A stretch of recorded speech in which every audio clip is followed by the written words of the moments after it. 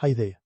Before we begin, you should be in a position that is comfortable to you, and you can let us know in the comments where in the world you are and what is the current time for you. Sparta was the kind of place where a child's first toy might have been a spear, and a bedtime story was probably a recount of their dad's latest battle scars.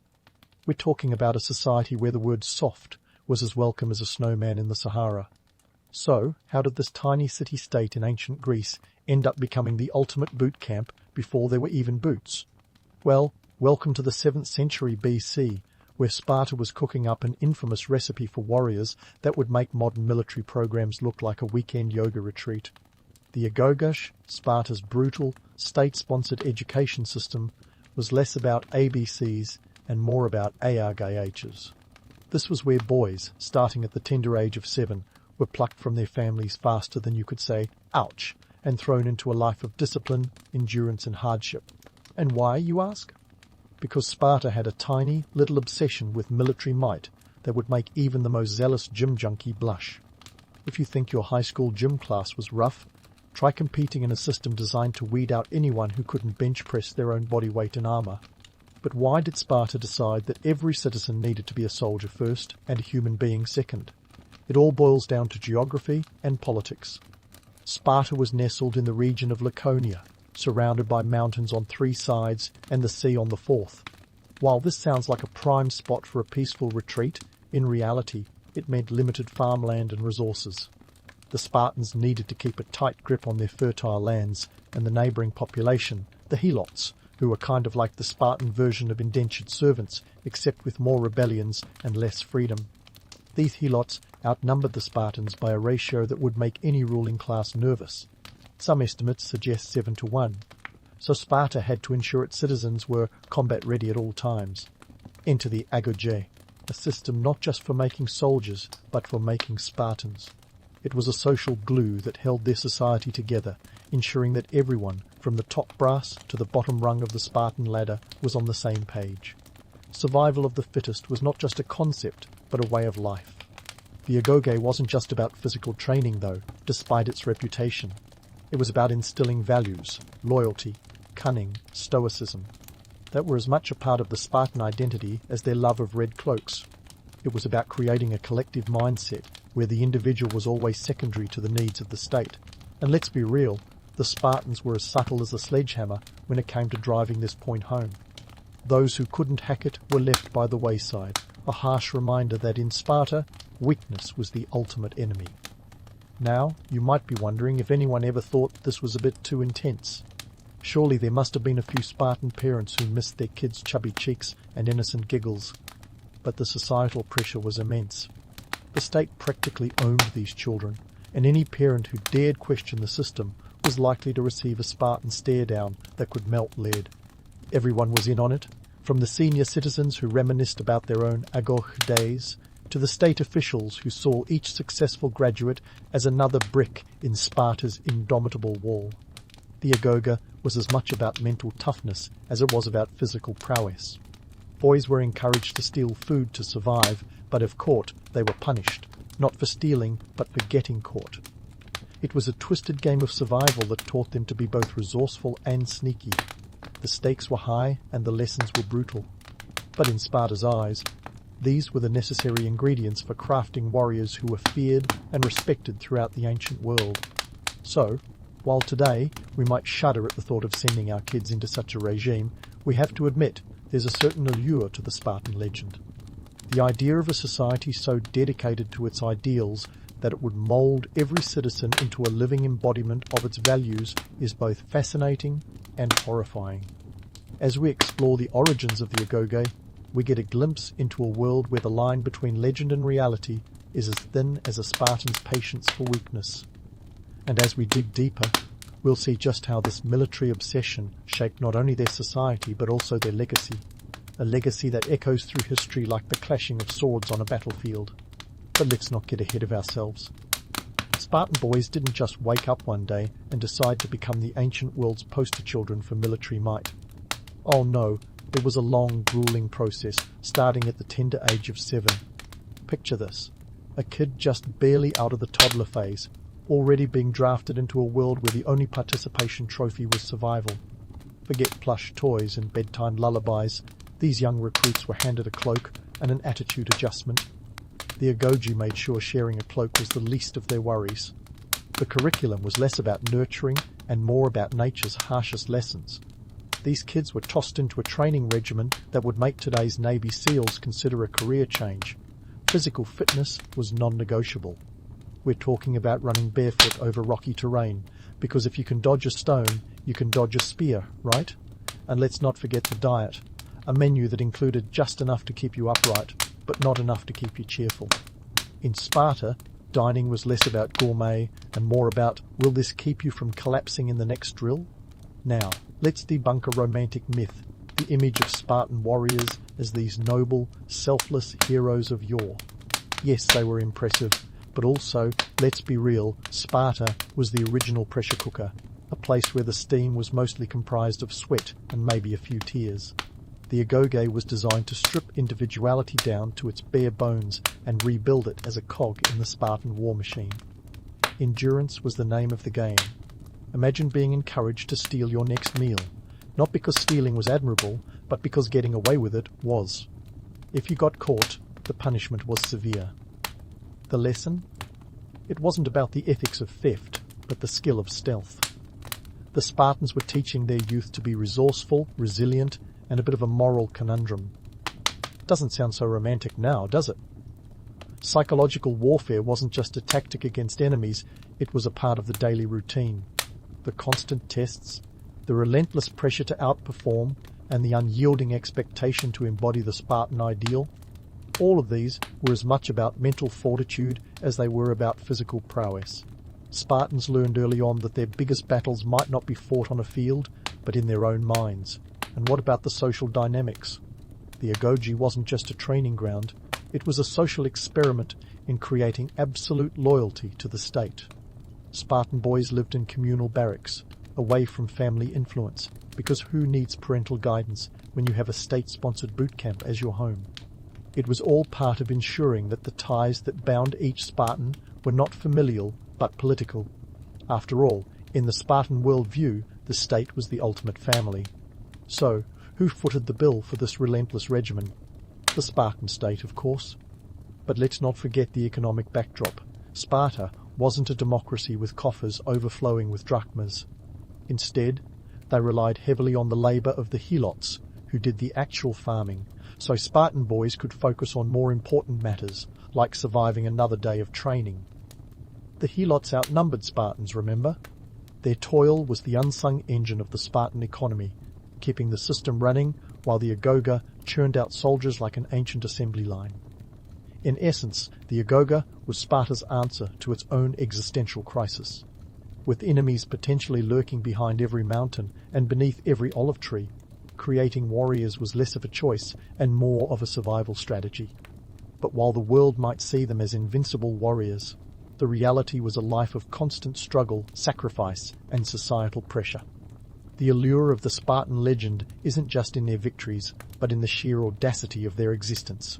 It's a reminder that sometimes the most formidable armour isn't physical at all. And yet, for all its harshness, the Agoge was undeniably effective. It produced men who were not just willing to die for their city, but eager to do so. The cost of such dedication, however, was steep. An entire society built around the idea that life was war and peace was merely the preparation for the next battle. As we continue to unravel the threads of Sparta's military obsession, we'll see how this relentless drive shaped not only their warriors, but their entire way of life, leaving a legacy as sharp and enduring as the swords they wielded. The Agoge, that infamous Spartan training school, wasn't just about turning boys into men, it was about crafting them into the kind of men who could survive a life that made a Quentin Tarantino movie look like a Pixar short. This wasn't your average summer camp camaraderie, it was more like a high-stakes reality show where the prize was staying out of a grave. Competition and camaraderie coexisted uneasily, like two siblings forced to share a tiny bedroom, constantly at odds, but somehow inseparably entwined. Let's dive into the social dynamics of this Spartan boot camp. Imagine being surrounded by your peers 24/7, performing endless drills, sharing meagre meals, and sleeping side by side on rough mats. The Spartan boys learned to rely on each other as much as they competed against one another. Each young recruit was both a rival and a teammate, which sounds a bit like your last group project, except with more swords and fewer spreadsheets. One of the most talked about aspects of the agoge was the curious encouragement of thievery. The rules were as clear as mud. Stealing food was a survival skill, but getting caught was a crime. It was like a twisted game of hide-and-seek where the winner got to eat, and the loser faced the wrath of the Padonomoi. These were the instructors, a cross between a high school gym teacher and a drill sergeant who oversaw the agoge with a watchful eye and a penchant for discipline. The Padonomoi were the unsung heroes, or perhaps the villains of this story. They were tasked with enforcing a code that valued strength, stealth, and endurance above all. Their role as both mentors and disciplinarians was crucial. They had to mold these boys into warriors without losing their own sanity in the process. They wielded authority like a hammer, shaping young minds and bodies with a blend of harsh discipline and reluctant guidance. In their eyes, every mistake was a lesson, every punishment a preparation for the battlefield. And let's not forget the economic backdrop to this intense training ground. Sparta wasn't exactly rolling in wealth. The helots, the subjugated population farming the fields, were the backbone of the Spartan economy. Their labor allowed the Spartans to focus on military training, ensuring that every citizen could dedicate themselves to the state's defense. The agoge was a societal investment, a necessary expenditure in a world where survival depended on military prowess. In a way, it was the original military-industrial complex, with the helots playing an uncredited but vital supporting role. But why did Sparta pour so much into this militaristic lifestyle? The answer is as complex as a Greek tragedy. With enemies potentially behind every olive tree, Sparta needed warriors ready for anything, any time. The agoge was the crucible that forged these fighters, ensuring that the Spartan way of life could continue in a world that was as harsh as it was unpredictable. The social dynamics within the agoge were a reflection of Spartan society as a whole, a delicate balance between competition and cooperation, strength and cunning, loyalty to comrades and allegiance to the state. The boys learned early that their success depended on their ability to work as a team, even as they strove to outdo each other. It was a paradoxical existence, where every victory was shared, but every loss was owned. For the Padonomoi, this was a high-wire act without a safety net. They had to maintain order and discipline while fostering a sense of unity among the recruits. It was a tough gig, requiring a blend of toughness and empathy that few could master. They were the architects of the Spartan legend, the ones who turned raw recruits into polished warriors. And while their methods might seem brutal by today's standards, they were undeniably effective in creating soldiers who were feared and respected throughout the ancient world. Yet, beneath the surface of this legendary training ground, there were cracks. The constant pressure to perform, the relentless competition, and the ever-present threat of punishment created an environment that was as psychologically taxing as it was physically demanding. It was a system that valued results over well-being, where the end always justified the means. In many ways, the agoge was a microcosm of Spartan society, an unforgiving world where strength was the ultimate currency and weakness the ultimate sin. It was a place where camaraderie and competition walked hand in hand, where boys learned to trust one another even as they kept an eye on their own backs. It was a harsh world, but one that produced warriors who were as resilient as they were relentless. As we peel back the layers of the Spartan institution, we see a world shaped by necessity and driven by fear. Fear of enemies, fear of failure, fear of falling short of the Spartan ideal. The agoge was the embodiment of this fear, a place where the stakes were always high and the rewards often intangible. But for those who survived it, the experience was transformative, turning boys into men who were ready to face whatever the world threw at them. In the end, the agoge was more than just a training ground. It was a way of life. It was the crucible in which the Spartan identity was forged, a place where the legends of old came to life in the form of flesh and blood warriors. As we continue to explore this fascinating chapter of history, we'll uncover more about how this relentless pursuit of excellence shaped not only the warriors of Sparta, but the society they fought to protect. Stay tuned, because the story of the agoge is far from over.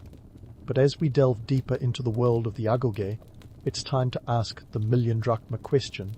Did this relentless training make Spartan warriors the invincible demigods history often paints them to be? Spoiler alert, they were formidable, but not quite the ancient equivalents of Marvel superheroes. The Battle of Thermopylae, often romanticized as the ultimate Spartan showcase, is a prime example. Yes, the 300 Spartans and their allies held off a much larger Persian force in 480 BC, but let's not forget they had a strategic geographical advantage fighting in a narrow pass that neutralized the Persians' superior numbers. It was less about supernatural warrior prowess and more about savvy military strategy mixed with a heaping dose of grit. Now, let's talk numbers. Herodotus, the father of history and occasional father of exaggeration, tells us that the Persian army numbered in the hundreds of thousands, but modern historians suggest a more modest figure of around 100,000. Still, the Spartans were heavily outnumbered, with their entire force consisting of roughly 7,000 Greeks. And yet they held the line for 3 days. Not bad for a group whose daily bread and butter was fighting. But let's not gloss over the fact that they ultimately lost this battle. The Spartans' legacy was cemented not by an invincible victory, but by a valiant last stand. A story that would echo through the ages, proof that sometimes it's not the outcome, but the sheer audacity of the effort that gets remembered. Back on the home front, Spartan life was as intense as you'd expect from a society that treated every day like a potential prelude to war. Daily existence was a balancing act of maintaining military readiness while managing the land with the help of the helots. These underclass farmers bore the brunt of the economic workload, freeing up Spartans to focus on soldiering. It was a system that worked, at least until the helots decided they'd had enough of being the unsung heroes in this drama. Periodic uprisings were a grim reminder that even in Sparta, the threat wasn't always external. Talk about keeping your friends close and your potential insurrectionists closer. The Agoga's ironclad grip extended beyond military prowess. It was the forge of Spartan identity, where boys learned that discipline was as vital as breathing. But this came at a cost, the erasure of individualism. Spartan society prized conformity over creativity, unity over uniqueness. It was a society that practically scoffed at the idea of personal ambition outside of military excellence. The state was the ultimate patriarch, and every citizen was expected to contribute to its perpetuation, often at the expense of personal desires. And let's not forget the ladies of Sparta. Unlike their Athenian counterparts, Spartan women enjoyed a degree of freedom that was rare in the ancient world. They were encouraged to exercise and maintain physical fitness, ensuring that they could bear strong warriors. But this wasn't feminism as we understand it today, it was a practical approach to producing the next generation of soldiers. Spartan women wielded influence in their households and were responsible for managing estates in their husband's absence. In a society obsessed with strength, they were the backbone, the ones who kept the home fires burning, literally and metaphorically, while their menfolk were off doing what Spartans did best. The effectiveness of the agoge wasn't limited to producing soldiers. It shaped the Spartan ethos, creating a society that valued endurance and sacrifice above all else. But in this pursuit of martial perfection, they also cultivated a rigidity that left them vulnerable to change. As the world evolved, Sparta struggled to adapt. Their economy remained heavily dependent on the helots, their social structure resistant to outside influence. While their military remained formidable, they were less equipped to deal with the complexities of diplomacy and trade. The allure of the Spartan legacy is undeniable. Hollywood loves to romanticize them as noble warriors standing against overwhelming odds, but the truth is far more nuanced. The Spartans were a product of their environment, molded by necessity into a society that prioritized survival over everything else. They were not invincible, but they were relentless, a testament to the power of discipline and determination. Their story is a reminder that legends are rarely as simple as they appear, often rooted in harsh realities and difficult choices. As we peel back the layers of this mythic society, we see a world driven by fear and necessity, where the line between glory and survival was razor thin. The Agoge was not just a training ground, it was a microcosm of Spartan life, a crucible that forged warriors out of boys and instilled a sense of duty that transcended personal ambition. It was a system that demanded everything and gave little in return, yet it produced some of the most storied warriors in history. So, Were the Spartans invincible? Not quite. But they didn't need to be. Their strength lay in their unity, their ability to endure against all odds. They were a society that embraced the notion that life was a battlefield, where every victory and every defeat was part of a larger story. And while their world may have been harsh and unforgiving, the legacy they left behind is a testament to the enduring power of human resilience and the indomitable spirit of those who refuse to yield. As we wrap up this chapter, remember that the story of Sparta is far from over. There's more to uncover, more to explore, and more to learn about how this fascinating society carved out its place in the annals of history. So, keep your shields up and your spears ready, because the journey through Spartan history is just getting started. So, while we're sharpening our spears for another dive into the world of Spartan grit, let's fast forward a bit. Why does the Agoge still manage to grab us by the imagination and refuse to let go? I mean, it's not like we're all clamouring to sign our kids up for a life of stone beds and steel or starved dining experiences, right? Yet, the image of the Spartan warrior hardened by the Agoge, standing defiant against the odds, continues to resonate through history like a catchy tune you can't shake off. One reason the Agoge is still etched in our minds is its extreme brand of discipline. In a world where commitment is often measured by how many unread emails you can tolerate, there's something alluring about a society that took discipline to the nth degree. The Agoge was basically a boot camp on steroids, teaching young Spartans that life was a relentless obstacle course of challenges. In our modern lives, where the biggest battle might be finding a parking spot, the Agoge's Spartan rigor provides a stark, almost romantic counterpoint. But let's not get swept away by the romance just yet. The reality was anything but glamorous. The Agoge's methodology was as subtle as a sledgehammer and left no room for personal growth outside the military mold. Individuality, innovation, those were concepts as foreign to Spartans as Wi-Fi. The state was the ultimate benefactor, and every Spartan was its loyal servant. The Agoge created warriors, yes, but at the cost of personal freedom, a trade-off that might make even the most disciplined among us break out in hives. Yet, despite its harsh realities, the Agoge's echoes can be heard in modern military academies and even in sports teams where camaraderie, discipline, and endurance are prized. The Spartan system was the original team-building exercise, minus the trust falls and with a lot more spears involved. Today, we romanticize this kind of unity and shared purpose, perhaps because it feels rare in a world where everyone's chasing their own dreams, often in isolation. Now, let's bust some myths wide open. Were the Spartans the ultimate warriors, or were they just the ancient world's best marketers, crafting a legend that far outlived their actual deeds? It's a bit of both, really. Sure, they were formidable fighters, but the image of the invincible Spartan is a bit overcooked. They were more like the ancient world's PR wizards, spinning tales of bravery and sacrifice that echoed louder than their actual victories. Thermopylae, for instance, was a tactical stand, but it's the story of that stand, the narrative of the 300, that has become the stuff of legend. And let's not forget the economic and political context that shaped all this. The Spartans were warriors by necessity, not choice. With helots outnumbering them, ensuring a constant supply of soldiers was a matter of survival. The Agoge was Sparta's insurance policy, a means to maintain their military edge. In a way, it was a desperate strategy born out of a geopolitical conundrum, masquerading as a cultural choice. As for lessons today, the Agoge serves as both inspiration and cautionary tale. Its emphasis on community and collective strength is admirable, yet its suppression of individuality serves as a stark reminder of the dangers of extreme conformity. It's a bit like admiring a sculpture for its craftsmanship while also acknowledging the chisel marks left behind. So, what is the enduring legacy of the Agoge? It's a paradox, celebrated for its discipline, yet criticized for its rigidity. It was a system that forged unity through shared hardship, but at the expense of personal freedom. The Spartans weren't just warriors, they were the architects of their own mythos, leaving behind a legacy that's as much about storytelling as it is about swordplay. In the end, the Agoge wasn't just a training ground, it was the crucible that shaped a society, producing not just soldiers, but a legend that endures to this day. And there you have it.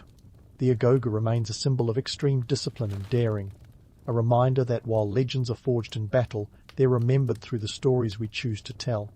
Whether you see the Spartans as ultimate warriors or ultimate marketers, the impact of their legacy is undeniable.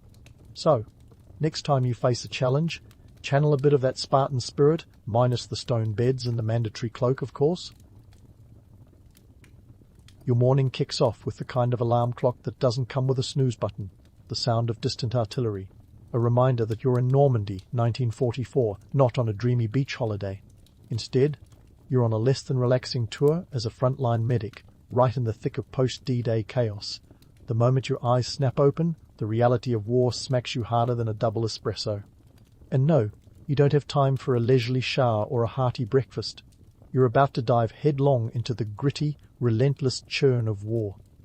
As you pull on your boots, consider the scale of the operation you've been thrust into. Over 156,000 Allied troops stormed these beaches on D-Day just days ago, setting the stage for one of the most ambitious military undertakings in history. The numbers are staggering. Imagine the entire population of a small city suddenly trying to cram itself onto a few square miles of sand and hedgerow-covered fields. That's the scene unfolding around you, and you're here to keep as many of these soldiers in one piece as possible. No pressure. Before you even think about breakfast, it's time to sort out your kit. Your medical supplies are a hodgepodge of necessities and compromises. Ever tried to perform surgery with a pencil sharpener? Well, it's not quite that bad, but the kit is far from ideal. The logistical nightmare of getting supplies from the UK across the English Channel under constant threat of German U-boats has left you with a patchwork of bandages, sulphur powder, and whatever else the supply sergeant could scrounge up. You've got tourniquets made from parachute cords and morphine syrettes that get treated like gold dust. You step outside your makeshift tent, which is more of a canvas apology than a real shelter, and take a deep breath of the Normandy air. It's a heady mix of smoke, sea salt, and the unmistakable scent of adrenaline. The landscape that once screamed vacation getaway now whispers of survival. Craters pockmark the fields, and where there was once pastoral tranquility, there's now a hurried, organized chaos. Soldiers, tanks and jeeps rumble past, leaving behind trails of mud and determination. Your first patient of the day is a young infantryman with a shrapnel wound to the leg. He's pale, shaking, and trying to mask fear with bravado. You've seen it before, the way these guys put on a brave face, as if they're starring in their own black and white war film. You start cleaning the wound, making small talk to distract him. You mention the weather, how it's supposed to rain later, which might actually be a blessing. Rain means fewer air raids, fewer bombs to dodge. Funny how a muddy quagmire can become a soldier's best friend. The stories that swirl around you are as varied as the men who tell them. Some are filled with tales of heroism, others with the mundanity of waiting. You hear about the guy who supposedly took out an entire machine gun nest with nothing but a bayonet and a bad attitude. It's the kind of story that becomes legend over campfires, even if the truth is more about dumb luck and desperation. But myths are comforting when reality is this harsh. You nod along, knowing full well that war stories are like fish tales, always a bit bigger than the last telling. You move through the day like a juggler, balancing the immediate needs of your patients with the broader chaos of the battlefield. By early afternoon, you've patched up another half-dozen men, each one grateful to walk away with a little less blood loss than when they arrived. The gratitude is genuine, even if your needlework might not win any beauty contests.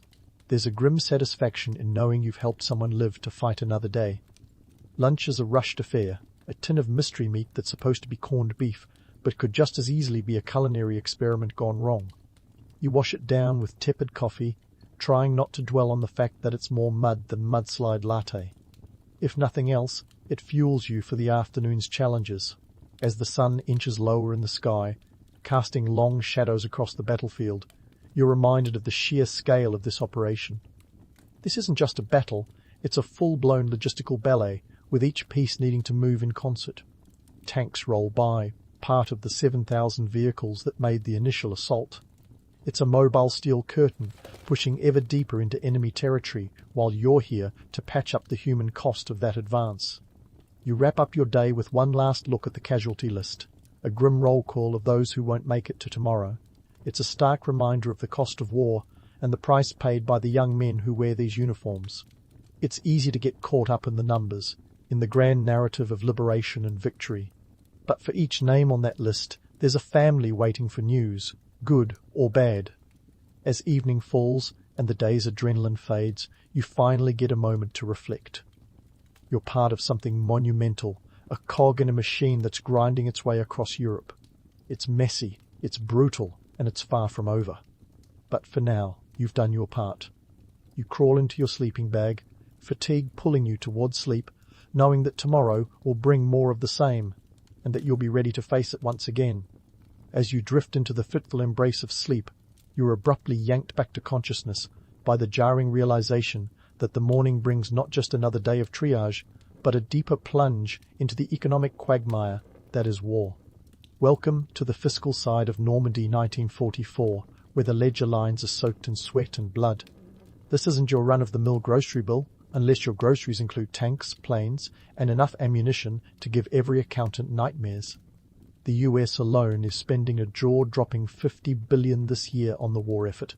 $50 billion! That's the kind of money that makes your head spin faster than a roulette wheel in Vegas. Now, to put that into perspective, consider this. In 1944, $50 billion was roughly equivalent to the GDP of the entire planet Mars. Okay, maybe not Mars, but it was more than the entire federal budget just a few years prior. This monstrous sum is being funneled into every conceivable facet of war bullets, bandages, and yes, even the humble beans that fuel your tin can lunches. And all this cash isn't just conjured out of the ether, it's backed by war bonds, taxes, and the kind of creative accounting that would make a Wall Street banker blush. As a medic, you're on the front lines of this fiscal fray, stretching resources like a circus performer on a tightrope. You've got bandages barely holding together and morphine that might as well be liquid gold. Take the sulfur powder, the penicillin of its day. It's your go-to for infection, and you sprinkle it like fairy dust over every wound.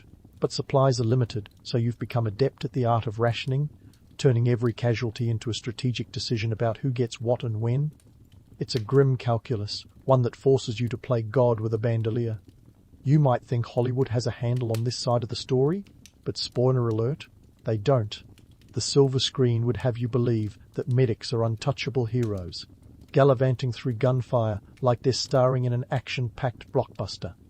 In reality, you're just like every other soldier, mortal, vulnerable, and very much in the line of fire. It's a role that comes with no special effects, just the raw, unvarnished truth of survival. And speaking of Hollywood myths, let's talk about heroism, the kind that's been buffed and polished until it shines brighter than a new recruit's boots. Sure, there are moments of incredible bravery, but they're often born out of sheer necessity rather than some grand cinematic gesture. Picture the guy who jumps on a grenade to save his buddies. It's not about glory, it's about a split-second decision when there's no other choice. The line between hero and fool is thinner than you'd think. The ingenuity of medics is another unsung tale. With limited resources, you improvise like a jazz musician at a jam session. Need a splint? A rifle stock will do. Run out of tourniquets? Parachute cords to the rescue. Your kit is a MacGyver's dream, a testament to human creativity when backed against a wall.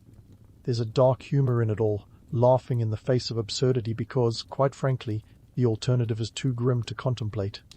As you navigate through this day, you can't help but ponder the broader implications of this fiscal behemoth. The war is not just fought on battlefields, but also in boardrooms and government offices. It's a monumental undertaking that requires every cog to turn in sync, from the factories back home churning out supplies to the frontline soldiers making use of them. The economic machine of war is relentless, churning through resources with the efficiency of a well-oiled tank division. Yet, amidst this complex tapestry of dollars and strategy, there's a simplicity to the human element. Your primary concern, above all else, is keeping your fellow soldiers alive. The price of war is often measured in lives, but behind every casualty is a cascade of costs, emotional, physical, and financial.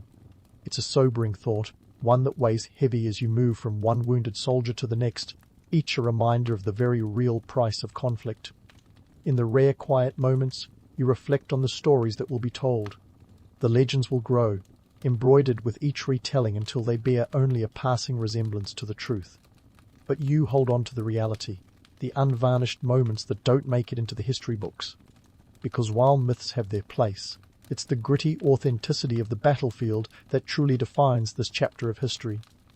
As the day unfolds, you continue to patch, mend, and improvise, each act a small defiance against the chaos. And while you may not have the luxury of a Hollywood ending, there's a grim satisfaction in knowing you've done your part. The world may be watching the grand spectacle of war, but you're living its unsung stories, one bandage at a time. And tomorrow, you'll do it all over again, because that's the real cost of war, endless, unyielding, and undeniably human. And as the sun hits its zenith, you find yourself knee-deep in the political and social quagmire of the Normandy campaign. It's a midday check-in with reality, where the glamorized tales of brotherhood and glory are peeled back to reveal the less flattering truths. You see, the military isn't just a band of brothers, but a complex hierarchy run by men who might be more comfortable in a boardroom than a battlefield. You've got your generals, like Eisenhower, the architect of Operation Overlord, whose decisions ripple through the ranks like a stone tossed into a pond. Ike's leadership is a masterclass in diplomacy and logistics, juggling allied egos like a circus performer with one too many flaming torches. And then there's Montgomery, the British Field Marshal, with a penchant for meticulous planning and an ego that probably requires its own tent. Their strategies dictate your day, whether you're aware of it or not. But let's zoom in on the ground-level gripes. The soldiers you patch up are the ones bearing the brunt of these high-level decisions, and they're not shy about voicing their opinions. It's not all brave laughs and gallant charges. There's griping about everything from the soggy rations to the unpredictable French weather. One soldier quips, "The only thing wetter than Normandy is my boots after a march." It's gallows humour at its finest, a coping mechanism for the absurdity surrounding them. Then there's the brotherhood narrative, often spun into something shinier than a new brass button. Sure, camaraderie exists, but it's not all warm fuzzies and shared cigarettes. The bonds formed here are forged in the crucible of survival, yes, but they're also fraught with tension. Soldiers come from diverse backgrounds and are thrust into situations where trust is a necessity, not a choice. And while war might be the great equalizer, it doesn't erase the prejudices and rivalries that simmer beneath the surface. Take the US Army's racial segregation practices, for instance. African American troops are often relegated to support roles, a fact glossed over in many retellings. They serve in separate units, like the 761st Tank Battalion, proving their mettle despite systemic barriers. Yet, their contributions are frequently overshadowed by the more photogenic tales of the Band of Brothers. It's a stark reminder that even in the throes of global conflict, social progress moves at a glacial pace.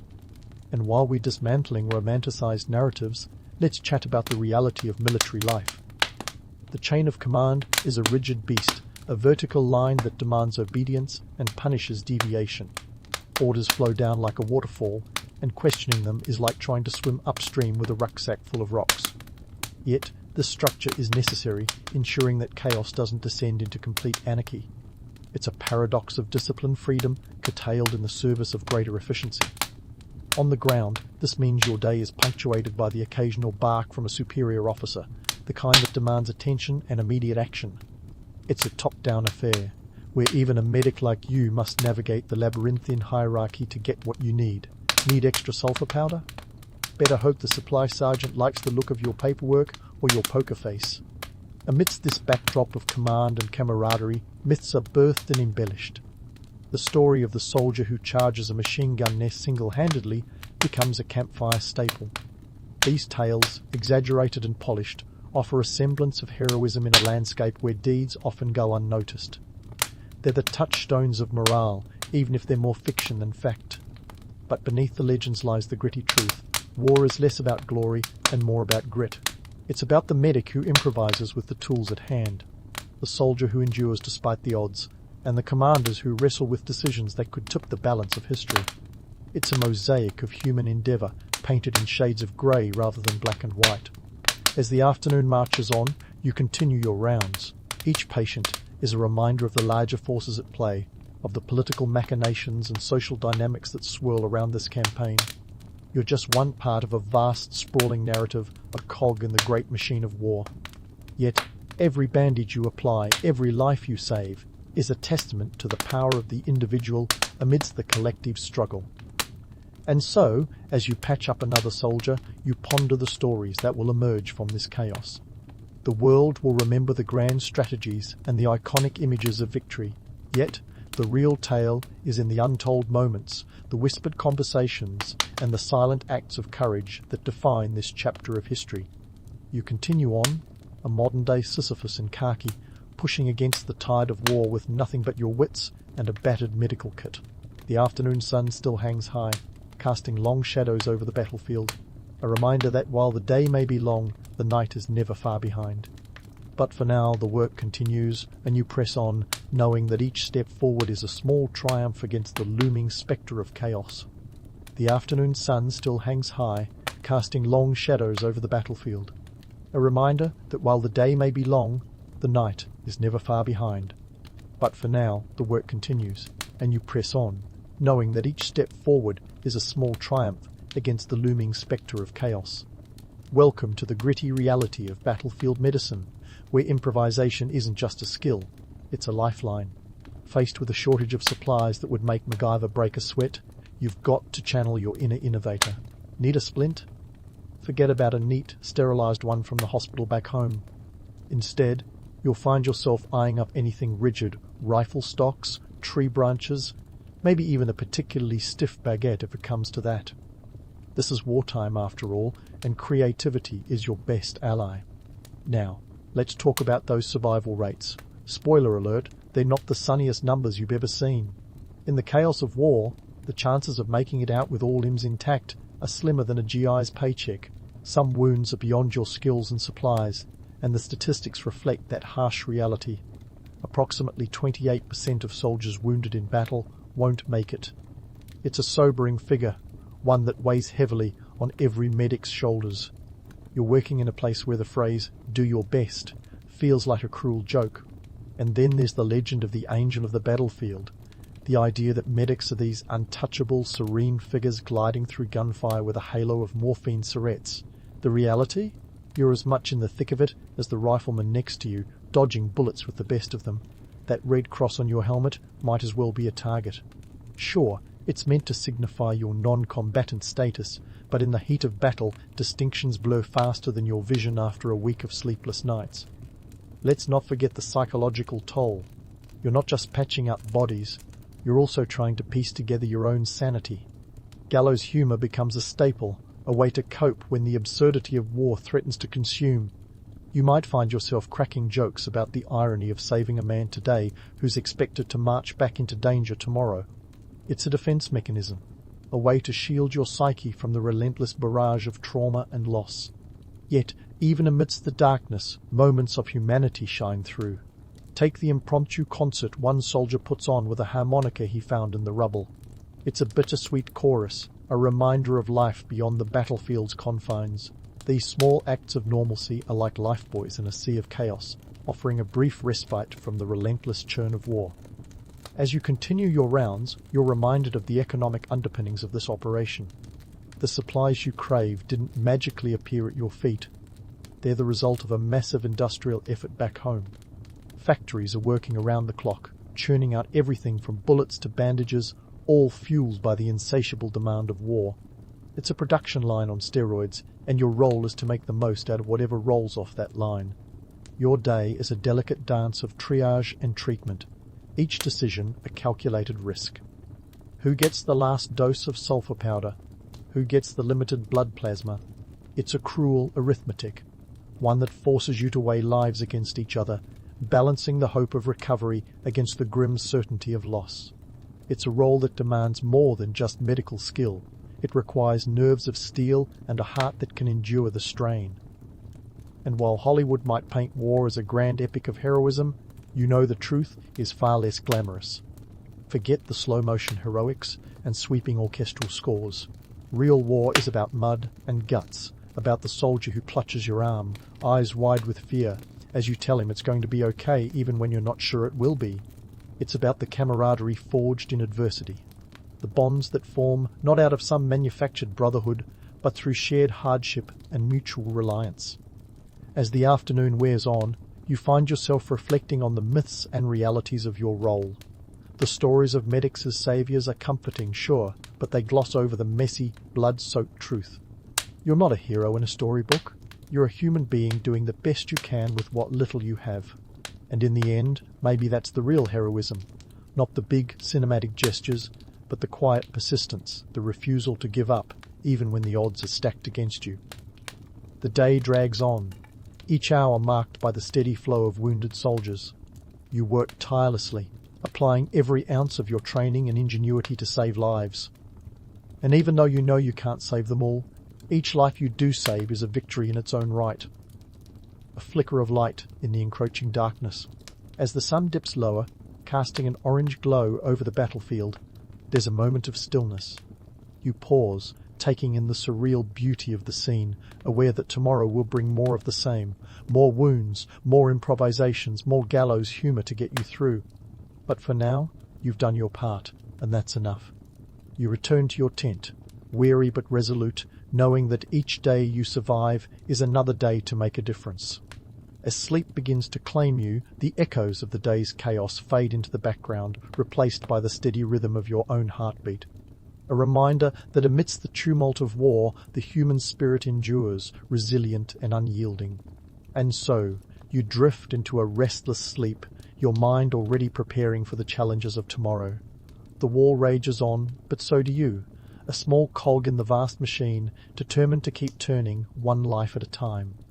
As you lie there, the faint echoes of gunfire still whispering through the canvas, the day's events replay like a grainy newsreel in your mind.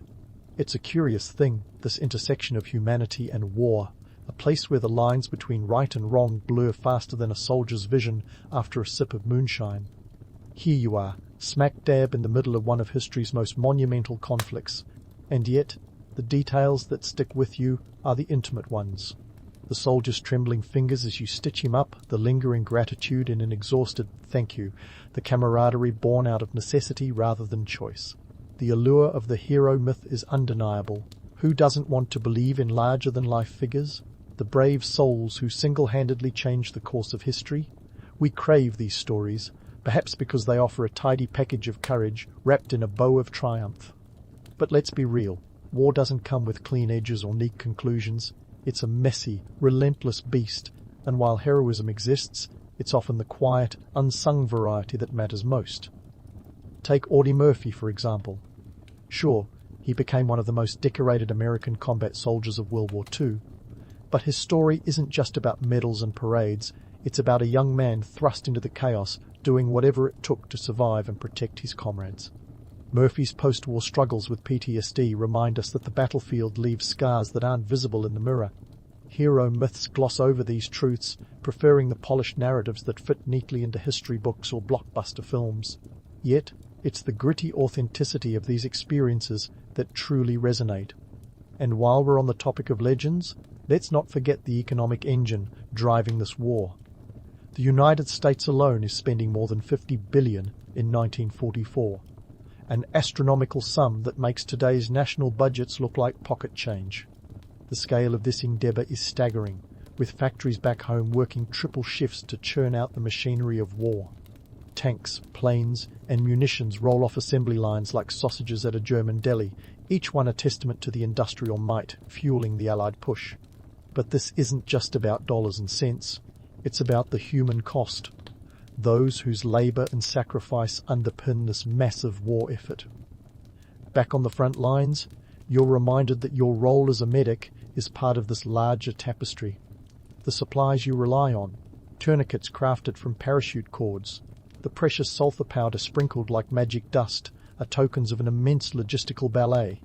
You're not just treating wounds, you're navigating an intricate web of supply chains and strategic decisions made by people who may never even set foot on the battlefield. It's a reminder that war is as much about logistics as it is about bullets and bravery. As evening falls, the battlefield takes on an eerie stillness. The distant artillery fire echoes like a haunting symphony, a grim reminder that this conflict is far from over. In the fading light, you reflect on the lessons of the day. War is a crucible that tests the limits of human resilience and ingenuity. It brings out the best and worst in people, forging bonds that defy the chaos surrounding them. And while the legends of heroism offer comfort, It's the raw, unvarnished truth of survival that defines this experience. The political and social dynamics are a stark backdrop to your daily routine. The High Command, with its strategy sessions and carefully planned maneuvers, shapes the battlefield you tread. Generals like Eisenhower and Montgomery orchestrate this grand symphony of war. Yet it's the soldiers who play the notes, each one improvising in the face of uncertainty. Their stories are the real heart of this campaign, the anecdotes shared over hastily rolled cigarettes, the whispered hopes for a future beyond the front lines. These narratives are often overshadowed by the grand historical arcs, the sweeping tales of victory and defeat. Yet, it's these personal stories that endure, passed down through generations like treasured heirlooms. Your role as a medic is part of this legacy, a testament to the quiet heroism that thrives amidst the clamour of conflict. You may not be the subject of Hollywood films, but your contributions are no less significant. Each life saved, each wound tended, is a small victory in the face of overwhelming odds. As you prepare to drift into a fitful sleep, you can't help but ponder the enduring impact of these stories. They'll be remembered not just for their heroics, but for their honesty, the unflinching portrayal of war's brutal reality. History is shaped by those who live it, and you, with your battered medical kit and weary determination, are a crucial part of that narrative. The legacy you leave isn't just in the lives you save, but in the stories that will be told long after the last shot is fired. In the end, the real lesson is this: war may be fought on battlefields, but its true battleground is the human spirit. It tests the limits of courage and compassion, challenging each person to rise above the chaos and find meaning amidst the madness. As you close your eyes, the weight of the day gives way to the promise of tomorrow, a new chance to make a difference, one bandage at a time. And while the myths of heroism may capture the imagination, it's the reality of your experience that truly defines this chapter in history. So, as you drift off to sleep, remember this: you are part of a legacy that transcends the battlefield, a legacy of resilience, ingenuity, and the quiet determination to keep moving forward. Your story is a testament to the enduring power of the human spirit, a reminder that even in the darkest moments there is light to be found. And as tomorrow dawns, you'll rise once more to face the chaos, ready to continue the fight with steadfast resolve and unwavering hope. In the grand tapestry of history, few pairings are as iconic or as misunderstood as Aristotle and his star pupil, Alexander the Great. It's a relationship often framed as a tender exchange of wisdom between a sage philosopher and a burgeoning military genius. But, let's be honest, this was less. Mr. Miyagi and more Machiavelli meets Tony Stark. Aristotle was hired for a staggering 800 talents, a paycheck hefty enough to snap suspenders. To give you some perspective, that's the kind of money that could buy you a small Greek island, complete with olive groves and a cozy beach hut to boot. Now, you might ask, why would King Philip II of Macedon, Alexander's dad, shell out such a fortune for a tutor?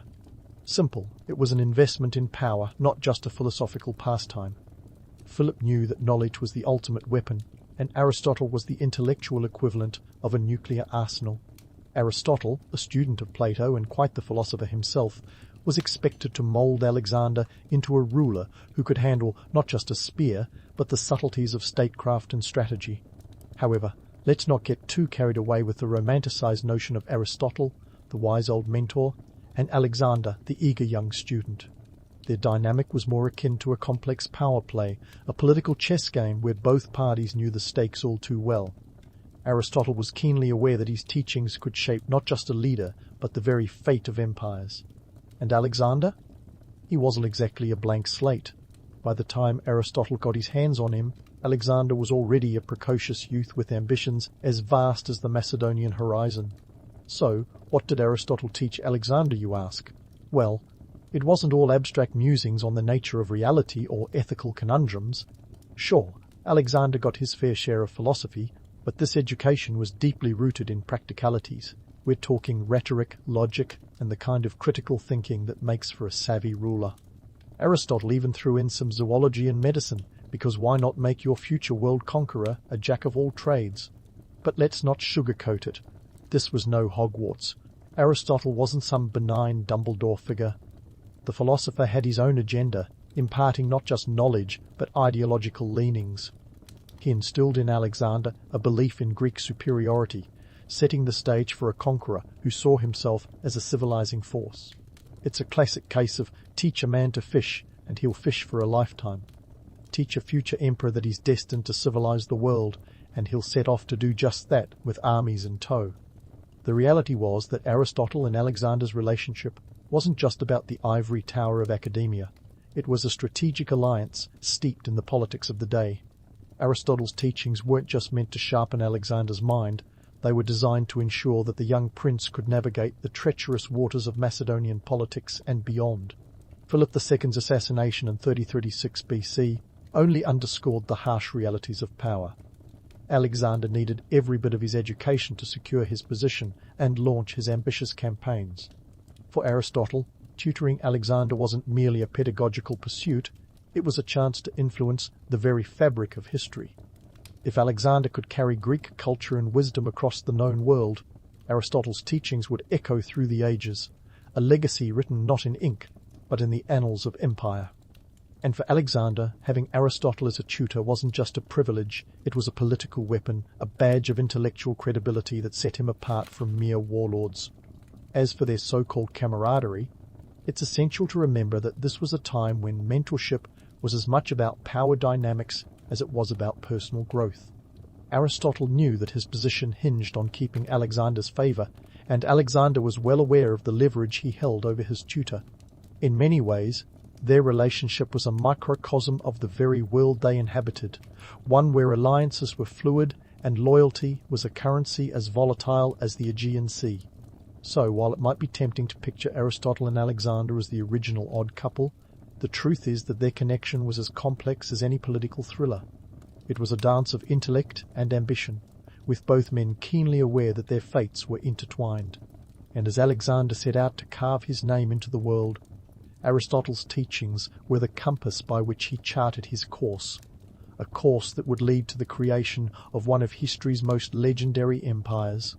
In the end, the story of Aristotle and Alexander is a testament to the enduring power of education, not as a mere academic exercise, but as a formidable tool in the arsenal of power and influence. It's a reminder that behind every great leader, there's often a mind that has been meticulously shaped, not just by books and lectures, but by the complex interplay of politics, ambition, and vision. If Aristotle and Alexander were the dynamic duo of the ancient Greek world, then the scribes of ancient Egypt were the Nile's answer to rock stars. Don't be fooled by the dusty stereotypes. These guys weren't just hunched over dusty scrolls in some pyramid basement. No, they were the literate elite, the keepers of knowledge, and the ones who made sure the pharaoh's decrees got penned down correctly. Imagine being a young royal in ancient Egypt, with dreams of grandeur and ambitions as wide as the horizon, only to find out that your first major hurdle isn't exactly glamorous. It's learning to read and write with hieroglyphs, which, frankly, makes deciphering a modern text message seem like child's play. The training for these future rulers wasn't a walk in the Garden of Amun. Nope, it was more like a never-ending boot camp with papyrus and ink. These materials didn't come cheap either. Papyrus was the ancient equivalent of a luxury notebook, and ink was the artisanal coffee of its day, expensive and highly coveted. The economics of education back then could rival today's Ivy League tuition fees, and considering that a single sheet of papyrus could cost as much as a full meal, you'd better believe that every stroke of the reed pen was deliberate. Now, let's talk about those scribes, the mentors who guided these young royals through the labyrinth of letters and symbols. They weren't just teachers, they were cultural czars. These scribes had mastered the art of writing on papyrus, and they were the ones who ensured that the legacy of their rulers was immortalized in ink. They were like human USB drives, storing and transmitting the collective memory of their civilization. But let's be real, they also held a fair amount of power. After all, they were the ones who could literally rewrite history if they chose to. A little embellishment here, a creative flourish there. You might think that the scribes were all work and no play, but here's where the myth of the enlightened royal takes a nosedive. The reality was that many young royals spent more time engaging in activities that were, let's say, less scholarly: hunting, chariot racing, even dodging the occasional crocodile. These were the royal pastimes that often took precedence over poring over hieroglyphs. Sure, The romantic image of a young prince or princess deeply engrossed in scholarly pursuits is endearing, but the truth was far more down to earth. If you were a royal, you probably had a better chance of perfecting your archery skills than mastering the intricacies of Egyptian grammar. And while we're busting myths, let's debunk the notion that every young royal was some kind of philosopher king in the making. In reality, many of them were more concerned with the political and military aspects of their role. Education was important, but it was just one piece of the puzzle. The scribes might have been the rock stars, but the royals were the ones who had to keep the show running, crocodiles and all. It was a delicate dance between learning enough to rule wisely and knowing when to delegate the details to someone who actually cared about the finer points of hieroglyphic syntax. In the grand scheme of things, the education of young royals in ancient Egypt was less about enlightenment and more about survival. It was about arming oneself with the skills necessary to navigate the treacherous waters of court politics, where alliances could shift faster than the Nile's currents. It was about understanding the laws and customs that governed not just the kingdom, but the very cosmos, as the Egyptians understood it. In a way, it was less about becoming a scholar and more about becoming a savvy ruler who could keep both nobles and commoners in line. So, as we peel back the layers of papyrus and ink to reveal the true nature of ancient Egyptian education, it's clear that the scribes of the Nile weren't just teaching hieroglyphs, they were imparting the tools of power. And the young royals? They were learning that knowledge, much like the river itself, was a force to be reckoned with, at once nurturing and dangerous, life-giving and potentially destructive. As we continue to explore the educational antics of the ancient world, it's worth remembering that every civilization had its own way of grooming its leaders. But whether in Greece or Egypt, the core lesson remains: knowledge was never just about enlightenment. It was about control, influence, and survival, wrapped up in the grand narrative of history. And now, we whisk ourselves away from the sands of the Nile to the silken roads of ancient China, where education wasn't just a matter of personal growth, it was a matter of national importance. Welcome to the Han Dynasty, circa 206 BCE to 206 CE, the time when Confucian classics were the bread and butter of the brainy elite. If you thought getting into Harvard was tough, you'd want to sit down for this one, because the imperial examinations made modern standardized tests seem like a leisurely afternoon crossword puzzle. These exams were the cornerstone of the Chinese civil service system, a bureaucratic beauty pageant where the stakes included not a crown, but a coveted government position. Picture this: thousands of hopeful scholars crammed into exam halls, feverishly scribbling away on scrolls with ink brushes, vying for a spot in the elite class. The tests were exhaustive, covering everything from Confucian philosophy to poetry, history, and law. And the pressure? Let's just say it was enough to make today's SATs look like a warm-up lap. Now, before you romanticize this as the ancient world's answer to Who Wants to Be a Millionaire, let me burst that bubble. The exams were less about meritocracy and more about maintaining the status quo. Sure, in theory, anyone could take these tests, but in practice, the playing field was far from level. The truth is, preparing for these exams required time and resources, luxuries that only the upper echelons of society could afford. So, while the myth of the exams as great equalizers is alluring, it conveniently glosses over the economic disparities that left many in the dust. Let's talk numbers. Scholars typically needed a decade or more of rigorous study to even stand a chance. That's a whole lot of time spent poring over the 4 books and 5 classics, Confucian texts that were about as thrilling as reading legal statutes. And what did this scholarly grind cost? Well, the price of hiring a tutor could be as steep as 1,000 copper coins annually, a sum that could easily bankrupt a peasant family. Even the cost of paper, which was often handmade, added up, making the path to success paved with financial hurdles. But what if you made it through? What if you were one of the few who passed? Well, congratulations, because you now had a ticket to the bureaucratic ball where power, prestige, and pensions awaited. You were no longer just another face in the crowd, you were a part of the ruling machinery. But before you get too excited, know this: the system was designed to churn out officials who could parrot Confucian doctrines, not challenge them. It was about producing administrators who would uphold the established order, not revolutionize it. So, while you were now a cog in the imperial machine, your leash was firmly tethered to the ideals of Confucius. The social and political implications of this setup were immense. The The exams reinforced a rigid class structure, ensuring that power remained concentrated in the hands of a few. It was a masterstroke of statecraft, a way to control the narrative and the populace by ensuring that only those who adhered to Confucian values could rise to power. The Han Dynasty essentially created an intellectual aristocracy, a ruling class that governed not just with laws, but with the moral authority that Confucius's teachings imbued. Sure, the romantic notion of a peasant rising through the ranks to become a high-ranking official makes for a great story. But the reality was that the system was far more interested in perpetuating itself than in fostering genuine social mobility.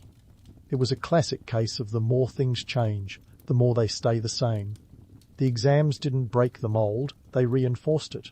They were less a ladder and more a revolving door, ensuring that the same families and factions remained in power generation after generation. The irony, of course, is that the system touted itself as a meritocracy, a beacon of fairness in a world rife with inequality. Yet, beneath the veneer of equal opportunity lay a labyrinth of economic and social barriers that kept true change at bay. It was a tale as old as time. Power begets power, and those with means could afford the keys to the kingdom, while those without were left to dream from the sidelines. So, as we peel back the layers of bamboo scrolls and ink-stained hands, we find a world where education was both a tool of empowerment and a mechanism of control.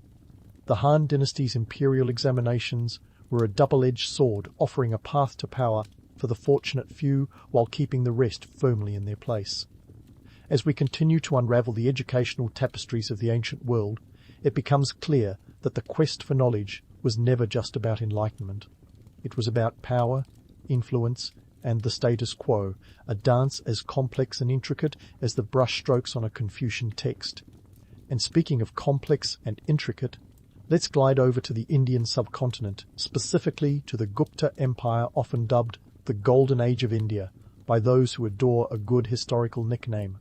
Now, if you're picturing young Indian princes lounging around on silk cushions, sipping mango lassis while reciting poetry, you've wandered into the land of myth.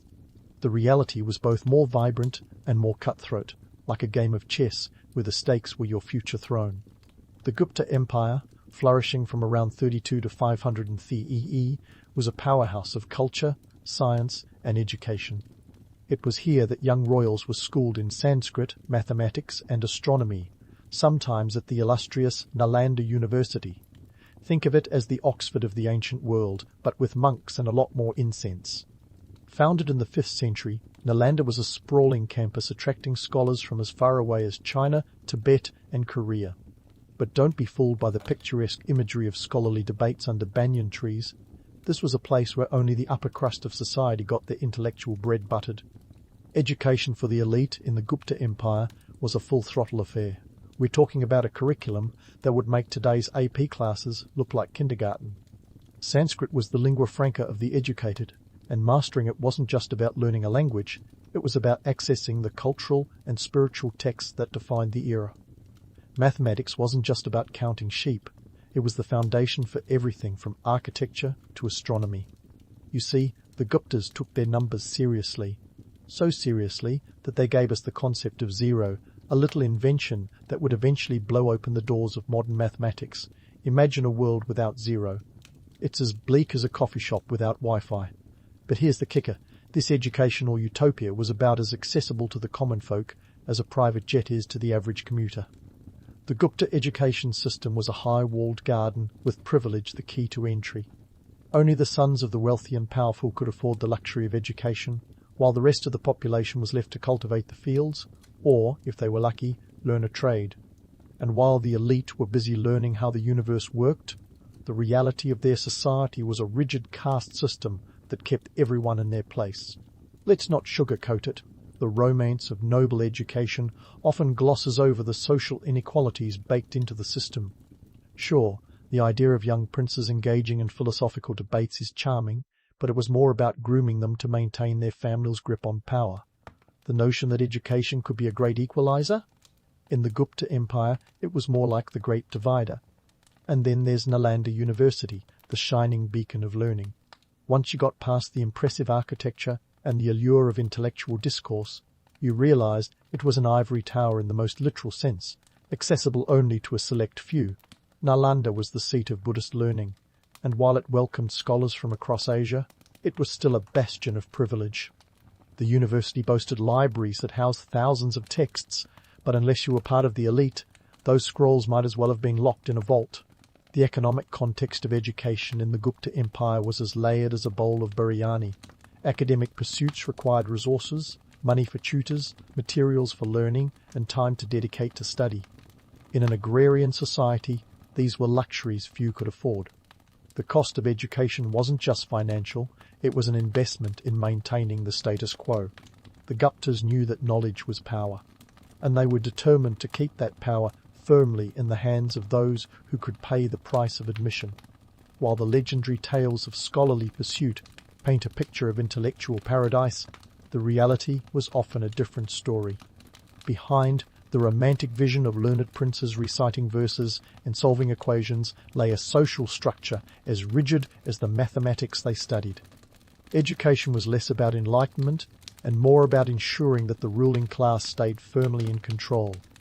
It was a system designed to perpetuate itself, where the sons of the powerful learned how to wield power, not challenge it. In many ways, the education of young royals in the Gupta Empire was a microcosm of the empire itself. Brilliant, innovative, and ultimately exclusive. It was a world where the pursuit of knowledge was both a privilege and a tool of control, a means to an end that kept the wheels of power turning. As we unravel the educational tapestry of this golden era, it's clear that the quest for knowledge was as much about preserving the status quo as it was about expanding the mind. And that brings us to the heart of the matter. The romanticized vision of education as a bastion of debate and discovery often masks the harsh reality of exclusion and hierarchy. While the Gupta Empire dazzled with its intellectual achievements, the system was built on a foundation that favored the few at the expense of the many. It's a tale as old as time, where the promise of enlightenment is often overshadowed by the pursuit of power. So, as we bid adieu to the Indian subcontinent and prepare to journey onward, let's remember that the story of education is as much about those who were left out as it is about those who were let in. The Guptas may have been the architects of a golden age, but their legacy is a reminder that the light of knowledge can both illuminate and obscure depending on who holds the torch. And with that torch in hand, we set sail to the frigid shores of Scandinavia, where the Vikings were busy redefining what it meant to educate a young royal. Forget the image of quaint classrooms and scribes hunched over scrolls. Viking education was as raw and rugged as the fjords themselves. The Norse approach was less about lectures and more about lunges, preferably with a sword in hand. After all, for these seafaring warriors, the sword was mightier than the pen, and the ultimate test was not a written exam, but surviving a raid. Now, before we get carried away by visions of horned helmets and berserkers, let's set the record straight. Viking helmets never had horns, and the education of young Norse royals was more strategic than savage. We're talking about hands-on learning, folks. Think apprenticeships, but with a side of pillaging. Young princes and chieftains in training were expected to master the art of warfare, navigation, and diplomacy, skills essential for managing both kingdoms and longships. In the Viking world, education was a family affair, with knowledge passed down through generations like a well-kept secret recipe. Fathers taught sons the intricacies of swordplay and seamanship, while mothers imparted the wisdom of Norse mythology and household management. This wasn't just about survival, it was about maintaining the delicate balance of power. You see, in a society where the line between king and commoner could be as thin as a blade, knowing how to wield a sword and command respect was the difference between ruling a kingdom and losing one's head. Raiding expeditions served as the ultimate field trip, offering young royals a crash course in leadership, strategy, and the occasional plundering. Picture this: a teenage prince, barely old enough to grow a beard, standing at the prow of a longship, eyes fixed on the horizon. It's an image that's both romantic and terrifying, a testament to the harsh realities of Viking life. These raids weren't just about treasure. They were about proving one's mettle and securing one's place in the social hierarchy. Economically speaking, these expeditions were a high-stakes gamble. A successful raid could fill the coffers with silver and slaves, but a misstep could mean disaster. The cost of outfitting a single longship complete with crew, provisions and weapons could rival the GDP of a small village. And while the potential rewards were great, so were the risks. The North Sea was as unforgiving as the politics of the Viking Age, where alliances were as fickle as the weather. So, what did it mean to be a young royal in this world of warriors and seafarers? It meant embracing the chaos and carving one's legacy with the sharp edge of a sword. Education was less about mastering the classics and more about mastering one's destiny. The stakes were high and the lessons learned were unforgiving. But for those who succeeded, the rewards were immense: fame, fortune, and the eternal respect of their peers. Now, let's not romanticize it too much. The reality was that Viking education was a brutal affair, a trial by fire where the weak were weeded out and only the strongest survived.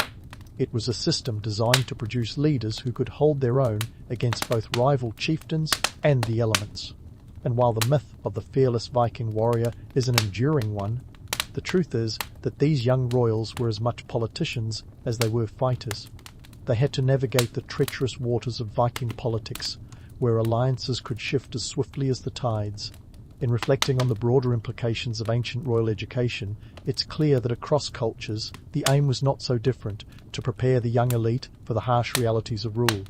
Whether it was the philosophical musings of Aristotle, the scribal training of Egyptian princes, the Confucian exams of China, or the hands-on experience of Viking raiders, education was a tool for survival and power consolidation.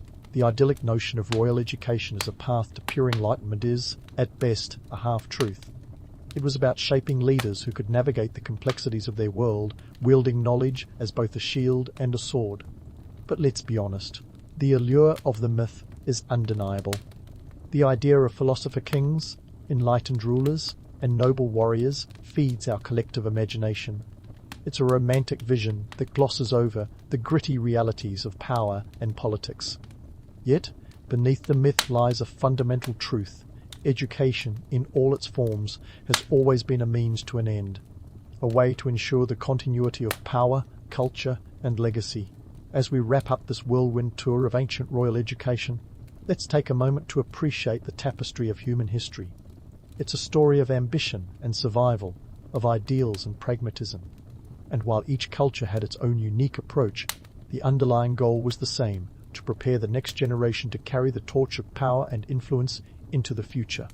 Whether wielding a pen or a sword, these young royals were heirs to a complex legacy, one that continues to shape our understanding of leadership and education to this day.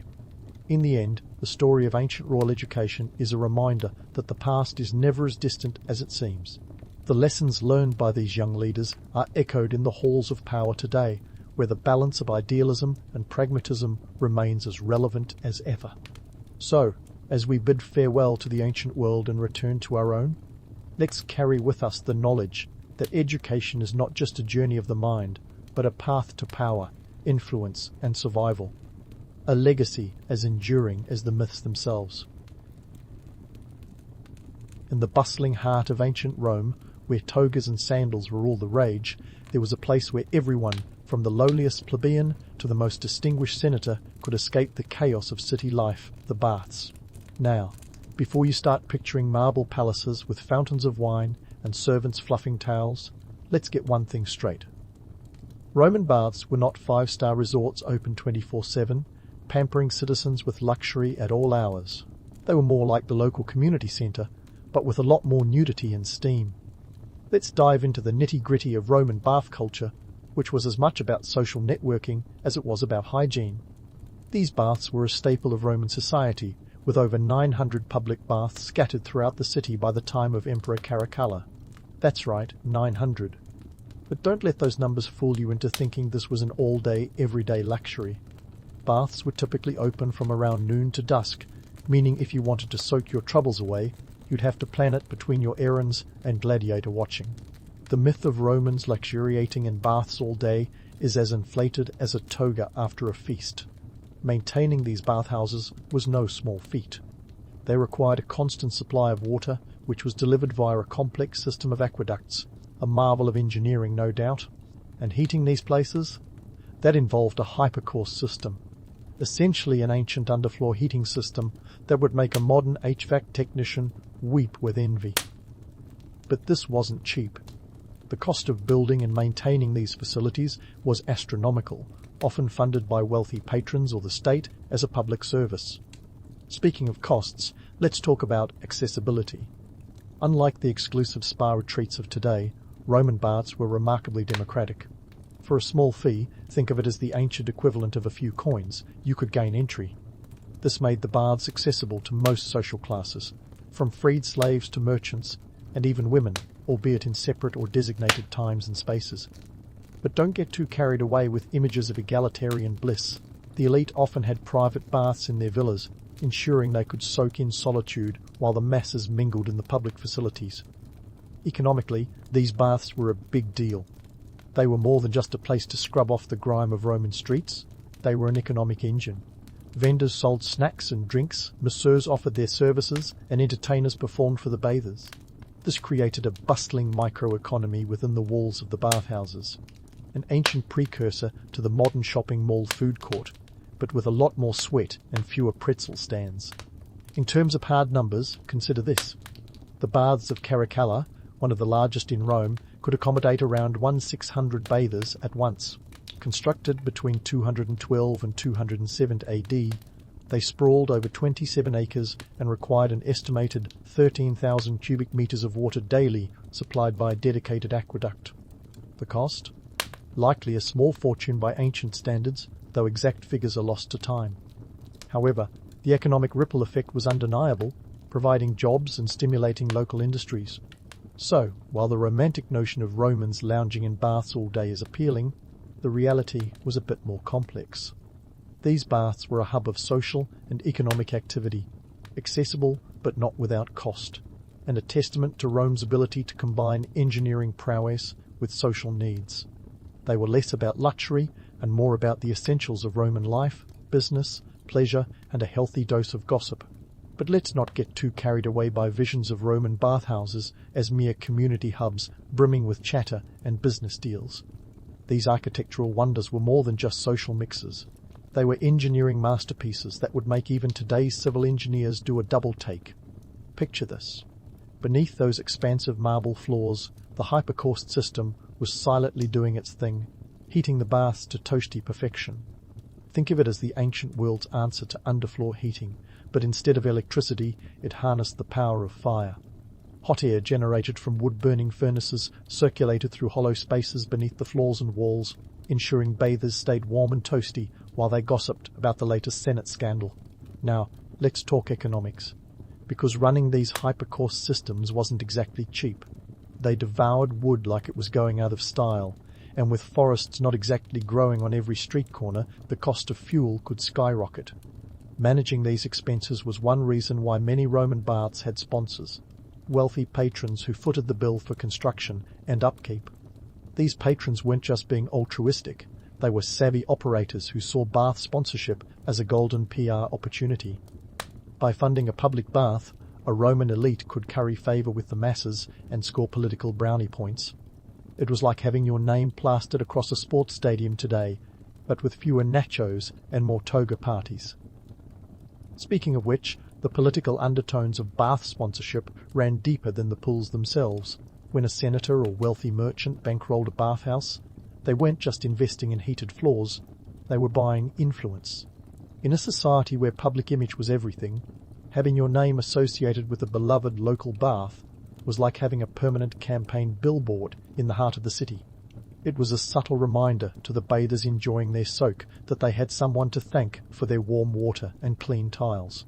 So, while you might think of the baths as a place for scrubbing off the grime of the day, they were also a stage for political theatre where elites manoeuvred for power and prestige.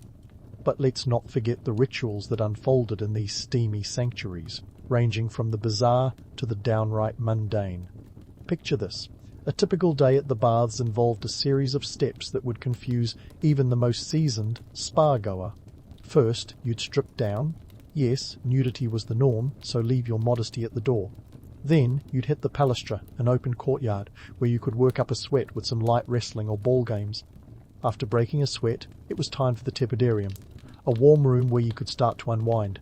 From there, you'd brave the caldarium, a hot room with temperatures that could make a summer day in the Sahara feel like a cool breeze. Once you'd steamed yourself to perfection, it was time for the strigil, a curved metal tool used to scrape off sweat and dirt. Now, I know what you're thinking, that sounds about as relaxing as a root canal. But in Rome, this was all part of the experience. The strigil was wielded by a slave or attendant who would carefully scrape down your skin, removing the day's grime while you chatted about everything from politics to the latest gladiator match. It's a ritual that might seem strange to us today, but for the Romans it was as natural as applying sunscreen at the beach. And then there was the frigidarium, the cold plunge that marked the end of your bathing routine. If you've ever taken an ice bath, you'll understand the appeal, sort of. After all that heat, a quick dip in the cold water was invigorating, a jolt to the system that left bathers feeling refreshed and ready to re-enter the bustling streets of Rome. It was a routine that many Romans followed religiously, a testament to the bath's role as a cornerstone of daily life. But beneath these rituals and architectural feats lay a world of contrasts, a place where the high and mighty rubbed elbows with the lowly and forgotten. The baths were a microcosm of Roman society, a place where social hierarchies blurred and the lines between classes could be crossed, if only for a few hours. While the wealthy could retreat to their private baths, many elites still made appearances at the public ones, mingling with the masses and partaking in the communal experience.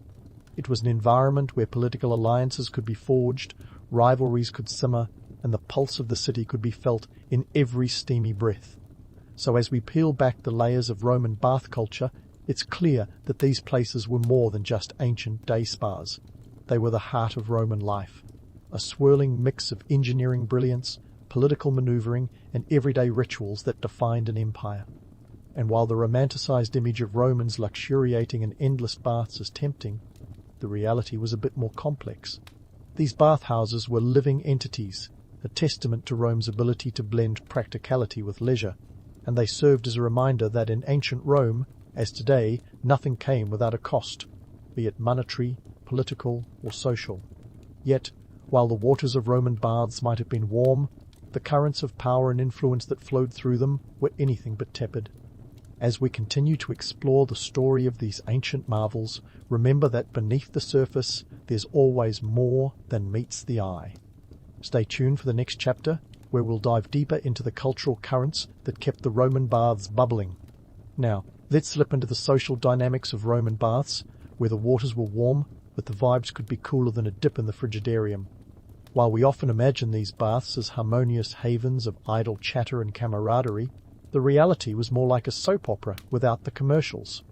Sure, everyone was there to unwind, but that didn't mean the social scene was all sunshine and strigils. First off, let's talk about the pecking order. Picture this, a place where status was as visible as the steam rising from the caldarium. The Romans were obsessed with hierarchy, and the baths were no exception. You didn't just wander in and plop yourself down next to a senator without expecting some side-eye. Instead, you'd find distinct social zones, much like the high school cafeteria where jocks, nerds, and band geeks each claimed their turf. You had the elite, who often lounged in the best spots, and the hoi polloi, who navigated the bathhouse like a game of social Tetris, trying not to collide with those above their station. Now, if you think this sounds a bit like modern networking, you're onto something. The baths were the LinkedIn of ancient Rome, a place where deals were made, alliances formed, and political gossip spread faster than a toga malfunction. The baths provided a rare setting where different classes could mingle, but don't mistake that for equality. While everyone was technically in the same space, the social dance was a delicate one, requiring a keen awareness of who was who and who was worth schmoozing. Speaking of schmoozing, let's talk political discourse. Baths were a hotbed pun absolutely intended of political chatter. Think of them as the original Twitter, but with fewer hashtags and more actual conversation. Senators and political hopefuls would use these gatherings to sway opinion, pitch ideas, or even plant rumors. It was a place where the politically savvy could read the room, literally, and adjust their strategies accordingly. And with no shortage of contemporary sources like letters and satirical poems, we know that not everyone was thrilled about this aspect of bath culture. The Roman writer Seneca, never one to mince words, once complained about the noise and chaos, painting a picture of an environment that was as much about strategy as it was about scrubbing. But let's not romanticize this too much. While the notion of political machinations unfolding in the baths is intriguing, the day-to-day reality could be far less glamorous. Imagine a packed steam room where the air is so thick with humidity and ambition that you could cut it with a knife. Add to that the fact that hygiene standards, while decent for the time, were not exactly what we'd call pristine. The grime of the streets didn't always stay outside, and the baths, despite their best efforts, could be more petri dish than paradise. Etiquette, too, was a slippery beast. Take the concept of nudity, for instance. While today we might have different norms for public decency, in Rome, letting it all hang out was just part of the package. However, that didn't mean there weren't rules. The Romans had their own brand of modesty, and certain behaviours were frowned upon. For example, the philosopher Pliny the Younger expressed disdain for those who cavorted too freely, suggesting that some bathers were more interested in flaunting than freshening up. And let's not forget the noise. Roman baths were anything but serene. Picture a cacophony of splashing water, animated debates, and the occasional shout from someone who got a little too enthusiastic with the strigil. Seneca again gripes about the racket, describing everything from the grunts of athletes in the palastra to the cries of snack vendors hawking their goods. If you've ever tried to relax in a bustling cafe only to be interrupted by an overly zealous barista, you have a sense of what these bathhouses were like on a busy day. Now, about those snacks. The bathhouses weren't just about getting clean, they were about the whole experience. Vendors selling everything from olives to wine were as much a fixture as the marble statues. Eating in the baths was common, and while we might balk at the idea of mixing food with steam and sweat, for the Romans it was just another way to socialize. But of course, not everyone was thrilled about this culinary chaos. Some sources lament the lack of decorum, suggesting that a day at the baths could be akin to dining in a crowded tavern, minus the table manners. As we peel back the layers of Roman bath culture, it's clear that these places were a microcosm of the empire, a world where social, political, and economic currents flowed as freely as the water in the aqueducts. They were a testament to Roman ingenuity, but also to the complexities of human nature.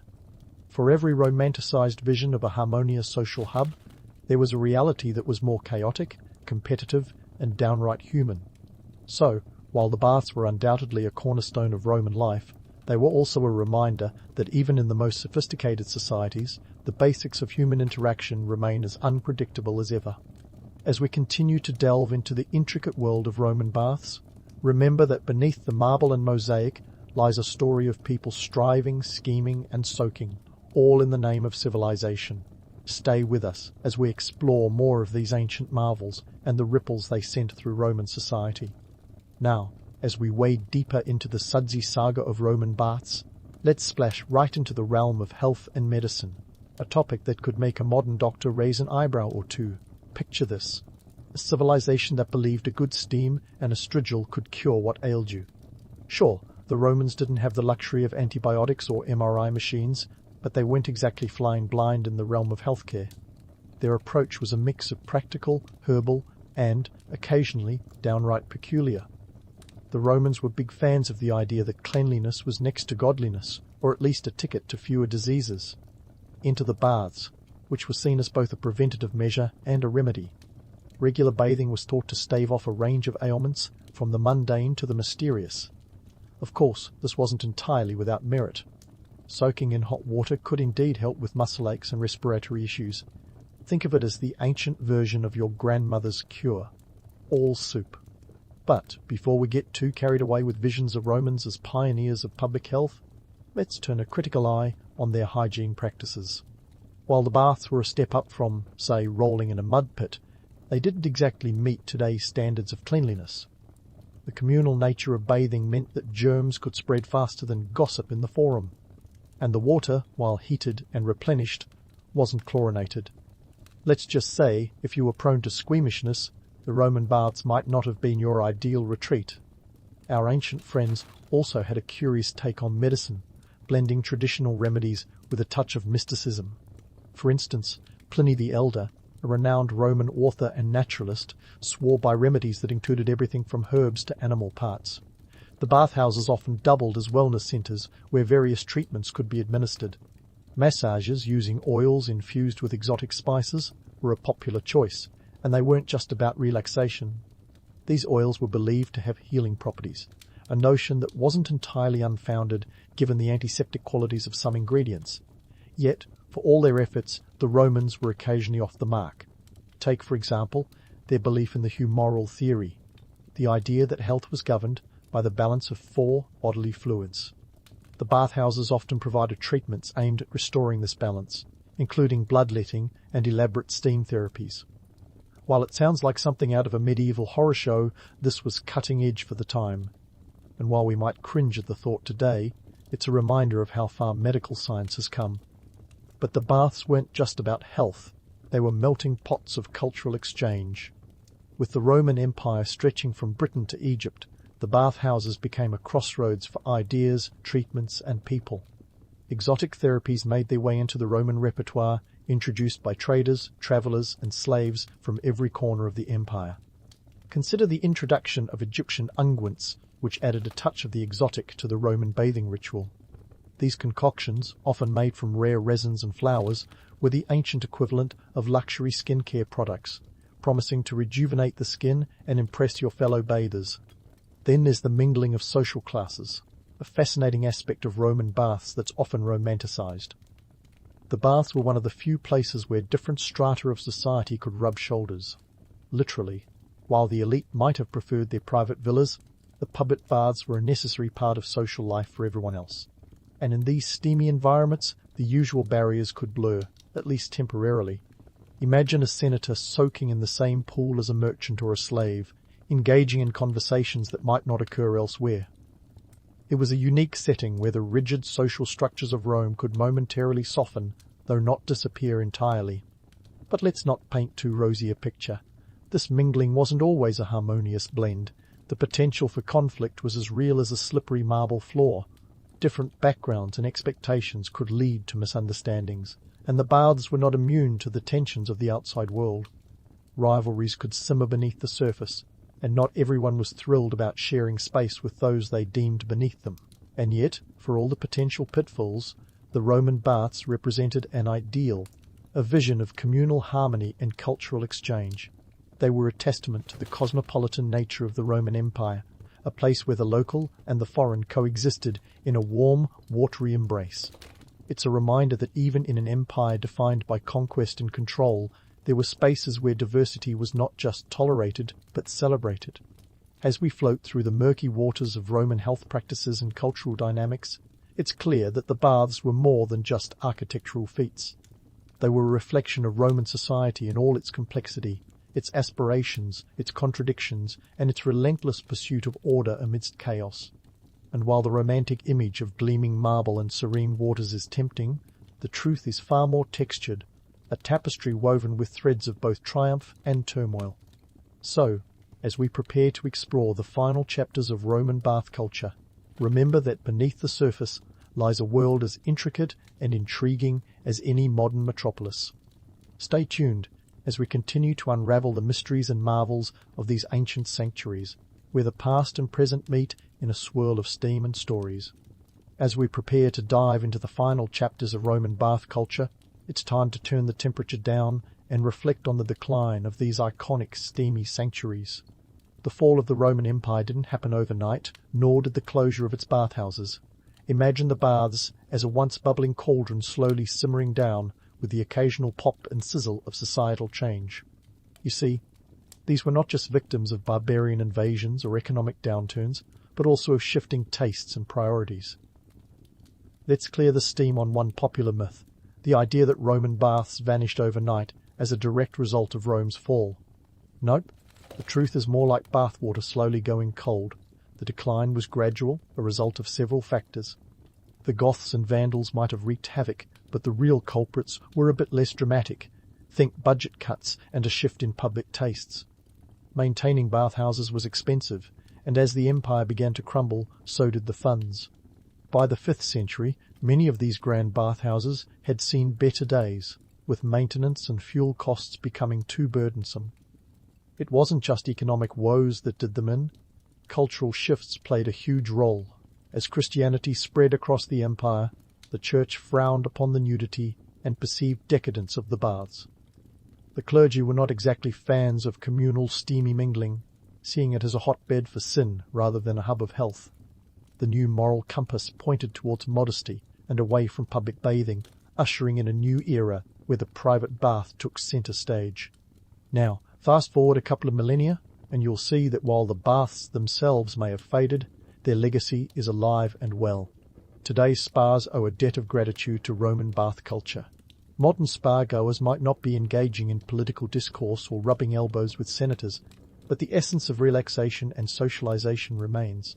From thermal baths in Hungary to Turkish hammams, the Roman influence is as clear as the mineral water in a spa pool.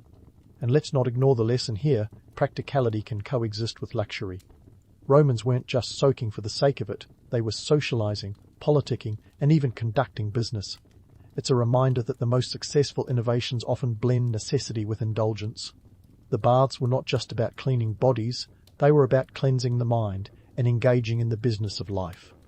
In many ways, a day at the Roman baths was the ultimate multitasking session. But what if Roman baths existed today? Imagine a world where your local spa was a bustling marketplace of ideas and intrigue, where the line between a hot soak and a heated debate was as thin as a toga. Picture influencers snapping selfies in the caldarium, hashtags like a bath life trending, and perhaps even a reality show set in a tepidarium. The mind boggles at the possibilities for modern-day drama set against a backdrop of ancient architecture and soothing steam. Yet, let's also acknowledge the gritty truth. The baths were not utopian retreats. They were crowded, noisy, and not as pristine as we might hope. They were places where human nature was on full display, for better or worse. The romantic vision of serene marble pools hides the realities of class divisions and the undercurrents of power that flowed as freely as the water. They were a microcosm of Rome itself, a society striving for balance amidst chaos. As we wrap up this deep dive into Roman bath culture, it's clear that these ancient marvels were more than just architectural feats.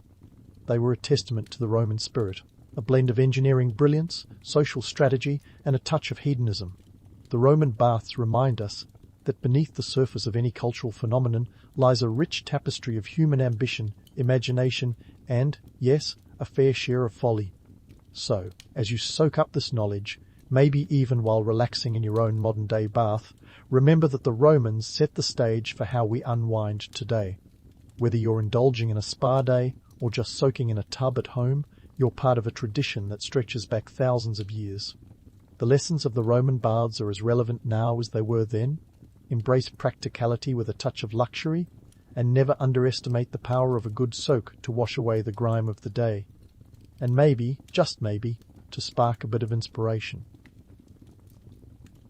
All right, warrior of the Andes, you're up before the sun, and no, it's not because you're a morning person. In the Inca Empire, the day begins at the whims of the sun god Inti, who apparently never heard of the snooze button. You stretch under the vast Andean sky, already bustling with the promise of another day in one of the most impressive empires history has ever known. Yes, you're an Inca warrior. A cog in the great machine that stretches over 2,500 miles from the arid deserts of northern Peru to the verdant slopes of Chile. And let me tell you, this empire is a logistical marvel, like the Amazon of its day, minus the next day delivery, but plus a whole lot of llama drama. First things first, breakfast. You're starting your day with a hearty bowl of maize porridge. Now, I know what you're thinking. Porridge doesn't exactly scream warrior fuel, but maize is the lifeblood of the Inca diet, packed with the carbs you need to scale those Andean peaks.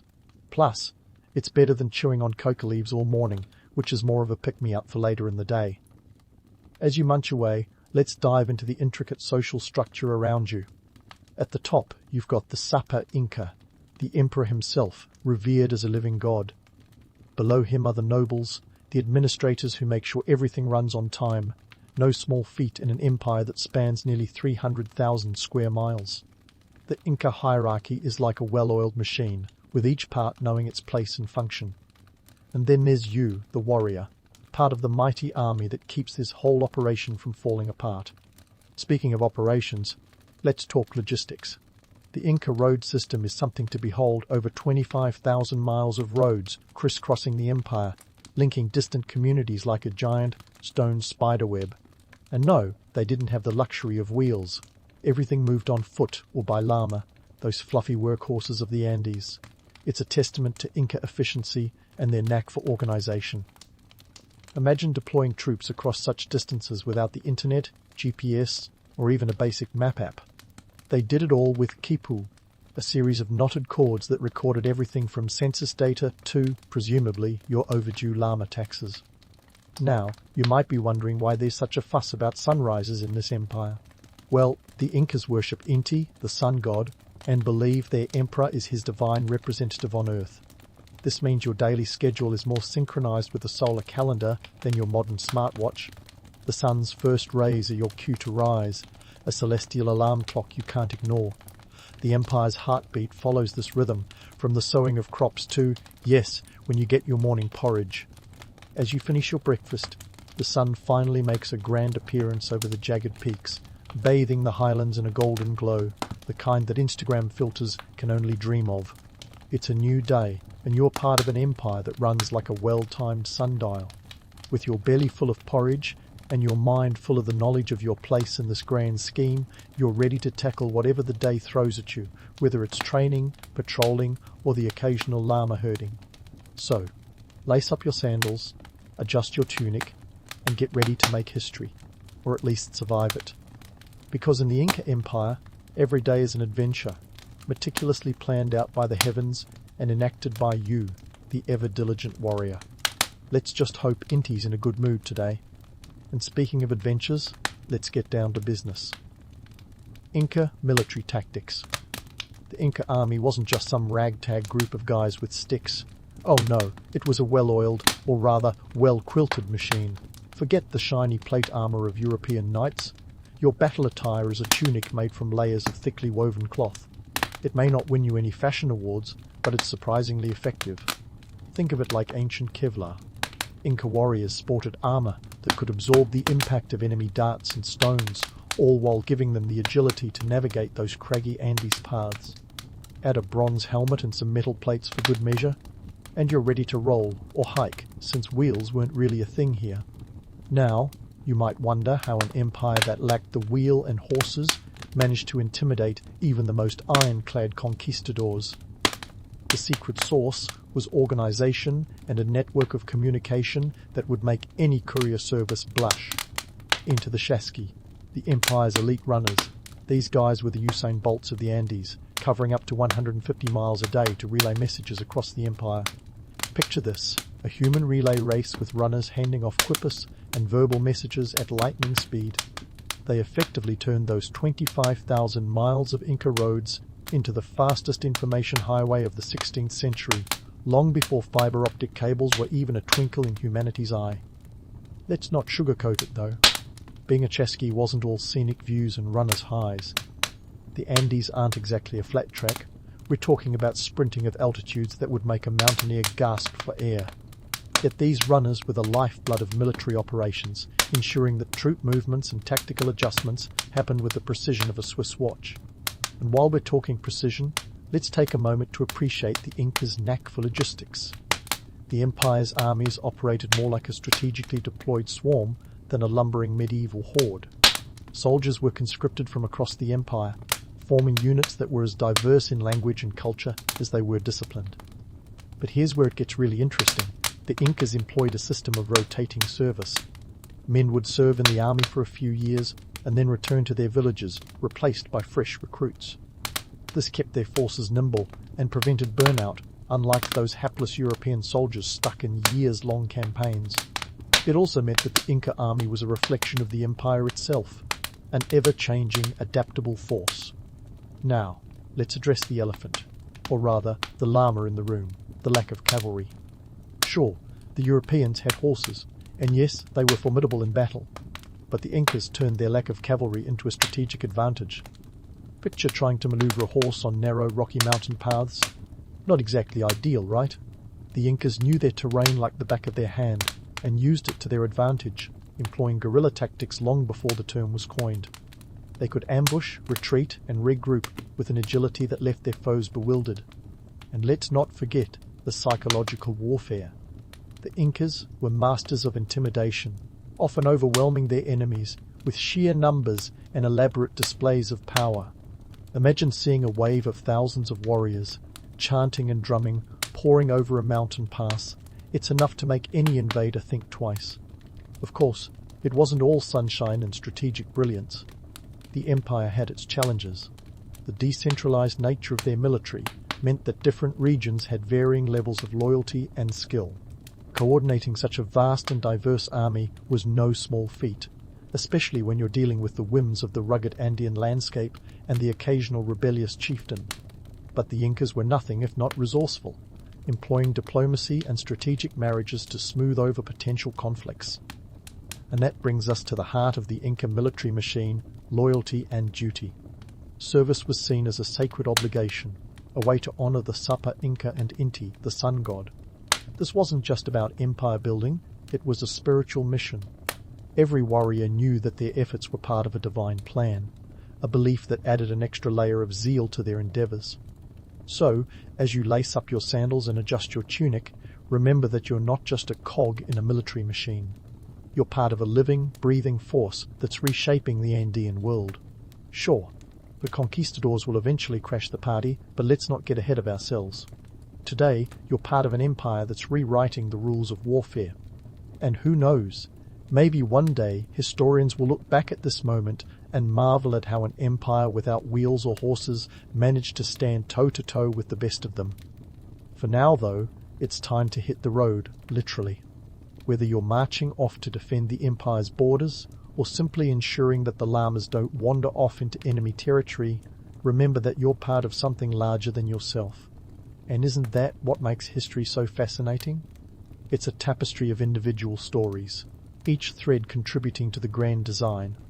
So, onward, warrior of the Andes. The sun's climbing higher, and there's a whole empire waiting for you to make your mark. So, onward you go, warrior of the Andes, with the sun at your back, the jagged peaks as your stage, and a world of economic intrigue ahead. Let's dive into the buzzing beehive that was the Inca economy, a system so efficient it could rival any modern corporate machine, all without the crutch of currency. That's right, no jingling pockets here, just a good old-fashioned labour tax system known as the meter. Think of it as the ancient precursor to paying your dues, except instead of money, you're giving time and sweat. The Inca economy was like a well-choreographed dance, and each citizen had a role. Instead of coins, you contributed labour to the empire's projects. This wasn't just busy work, mind you. We're talking about building roads, farming for community food supplies, and even crafting those exquisite textiles that would make today's fashionistas swoon. It was a government-mandated community service project on steroids, and every able-bodied person was expected to play their part. Miss a step, and you risked throwing the whole performance out of sync.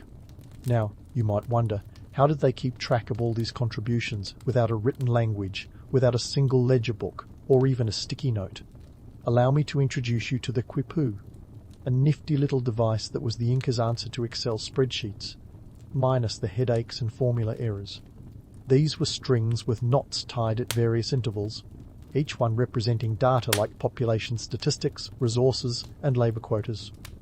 It's like the ultimate abacus meets diary scenario, capable of recording everything from agricultural outputs to, presumably, how many llamas you've forgotten to herd this week. The Kipru masters, known as Kipru were the unsung heroes of the empire. These guys had a mind for numbers that would put modern accountants to shame. With just a glance, they could decode the tangled mess of strings into a clear picture of the empire's economy. It's like reading a novel written in Morse code while blindfolded, no small feat. Their work kept the empire humming along, allocating resources with a precision that avoided famine and ensured that every corner of the empire stayed productive. And let's talk about productivity. The Inca's agricultural prowess was legendary, with terraced farms carved into the mountainsides like steps to the heavens. These terraces weren't just for show, they maximized arable land, conserved water, and prevented erosion. It was a masterclass in sustainable farming, centuries before such concepts were trending. The Incas knew their soil and climate like a sommelier knows a vintage wine, tailoring their crops to each microclimate with the finesse of a top chef adjusting a recipe. But let's not romanticize it too much. The meter system, while efficient, was also demanding. It wasn't so much a choice as a mandate, and while the lack of currency meant no one was ever technically poor, it also meant you couldn't just buy your way out of obligations. If you were an Inca, you worked for the empire, period. For some, it was a source of pride, for others, a relentless grind. It's a bit like being on an eternal internship with no paycheck but plenty of exposure. Despite the drawbacks, this labor tax system was the glue that held the Inca economy together, knitting the empire's far-flung regions into a cohesive whole. It was a society where everyone contributed and, in theory, everyone benefited. Sure, there were inequalities and harsh realities, but the system's resilience was undeniable. The Inca managed to sustain a sprawling empire without currency or a written language, a feat that even today's economists might struggle to explain. And speaking of explaining things, let's tackle another big question. How did they keep such a massive empire in sync without paper or digital communication? The quipu, while brilliant, wasn't the only tool in their kit. Oral tradition played a crucial role, with information passed down through generations like a game of telephone, except this game involved life or death details, and the stakes were considerably higher. The Incas relied on a sophisticated network of messengers, storytellers, and historians to keep their history and policies alive. These folks were like the human Google, storing and retrieving data with remarkable accuracy. It's a testament to the power of memory and the human brain's capacity to retain complex information long before the dawn of digital archives. But let's not sugarcoat it. This system wasn't perfect. Oral transmission left room for errors, biases, and the occasional embellishment. It's like your uncle's fishing trip story. After a few retellings, the fish gets bigger, the battle more epic, and the truth more elusive. The Incas navigated this challenge with a mix of tradition and innovation, ensuring their empire remained cohesive and functional, if not always fully factual. As the day wears on, the sun climbing higher in the sky, you find yourself amidst the bustling activity of an Inca marketplace. Here, exchange happens not through coins but bartering, a dance of negotiation as old as time. It's a vibrant scene, a cacophony of voices and colors where goods and services flow freely. You might trade a woven blanket for a sack of potatoes or a day's labor for a handful of quail eggs. It's a testament to human ingenuity, a reminder that while currency may grease the wheels of modern economies, the essence of trade is timeless. In this world, every transaction is personal, every deal a story. It's a system that requires trust, reputation, and a keen sense of value skills that are as crucial today as they were in the shadow of the Andes. As you navigate this ancient economy, you're part of a lineage of traders and barterers stretching back millennia. Each transaction a thread in the grand tapestry of human history. And let's not forget the role of the state, because, oh boy, the Incas knew how to run a central government like pros. They wielded control with a mix of benevolence and authority, ensuring that resources were distributed where needed most. It was a balancing act of politics and pragmatism, like spinning plates while riding a llama. Yet somehow they managed to keep things from crashing down, a feat that many modern governments could take a lesson from. But let's not get too ahead of ourselves. The sun is still high, and there's more to explore in this world of ancient economics and knotty calculations. As you make your way through this vibrant empire, remember that every step you take is on paths paved by countless others. You're part of a legacy of innovation, resilience, and human creativity, a story that continues to unfold with each passing day. So, keep your eyes open and your mind sharp, because in the Inca Empire, there's always more than meets the eye. As you weave through the bustling marketplace, it's time to shift gears and dive into the political chess game that was the Inca Empire. Now, before you start picturing Machu Picchu as a stone-cold Game of Thrones set, let's clear the air. The Incas were more about alliances and less about beheadings. Though rebellions did add a splash of drama to the landscape, at the heart of Inca diplomacy was a delicate dance, where gifting llamas could smooth tensions just as effectively as brandishing a makana, that iconic wooden club. The Incas understood the power of a well-placed gift. Llamas were more than just furry pack animals. They were symbols of wealth and status, akin to gifting a luxury car today. Imagine the political capital in presenting a chieftain with a herd of these woolly wonders. It's like wrapping up an olive branch in a warm, fuzzy package. The empire's strategy was simple yet sophisticated. Keep the chieftains happy and they'd keep their people in line. It was a masterclass in balancing centralized control with local autonomy.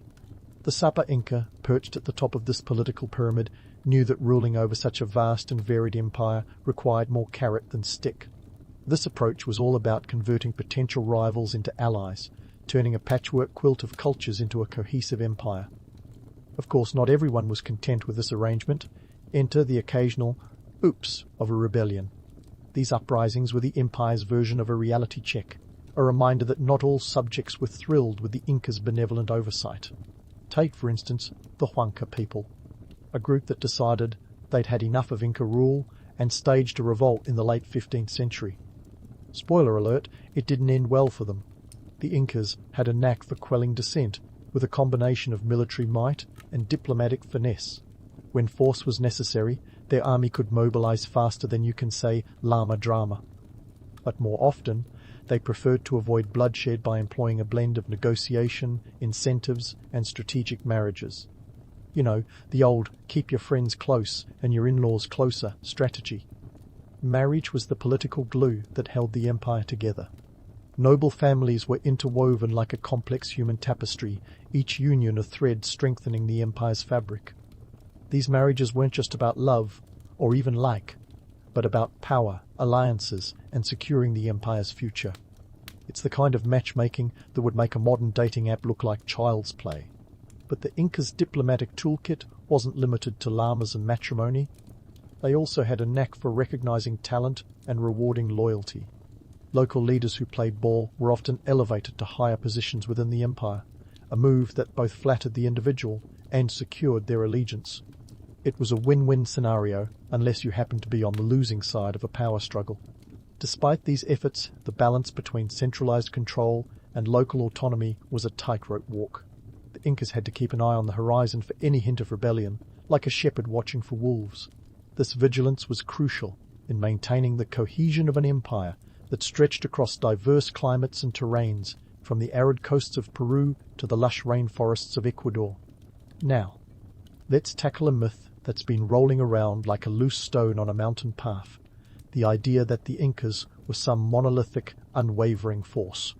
In reality, the empire was a living organism, constantly adapting and evolving. The political landscape was as rugged and unpredictable as the Andes themselves, with alliances shifting like tectonic plates beneath the earth. The Incas were pragmatic rulers, willing to bend their policies to suit the needs of each region. This flexibility was their strength, allowing them to absorb new cultures and ideas rather than impose a rigid, uniform rule.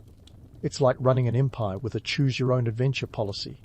This adaptability was key to their resilience, enabling them to weather both external threats and internal strife. But let's not get starry-eyed. While the Inca's diplomatic prowess was impressive, the system wasn't foolproof. The occasional rebellion or political misstep was inevitable in an empire of this size. When things went south, the Incas had to scramble to restore order, often deploying troops and resources at a moment's notice. It was a game of constant vigilance, with the stakes as high as the Andean peaks.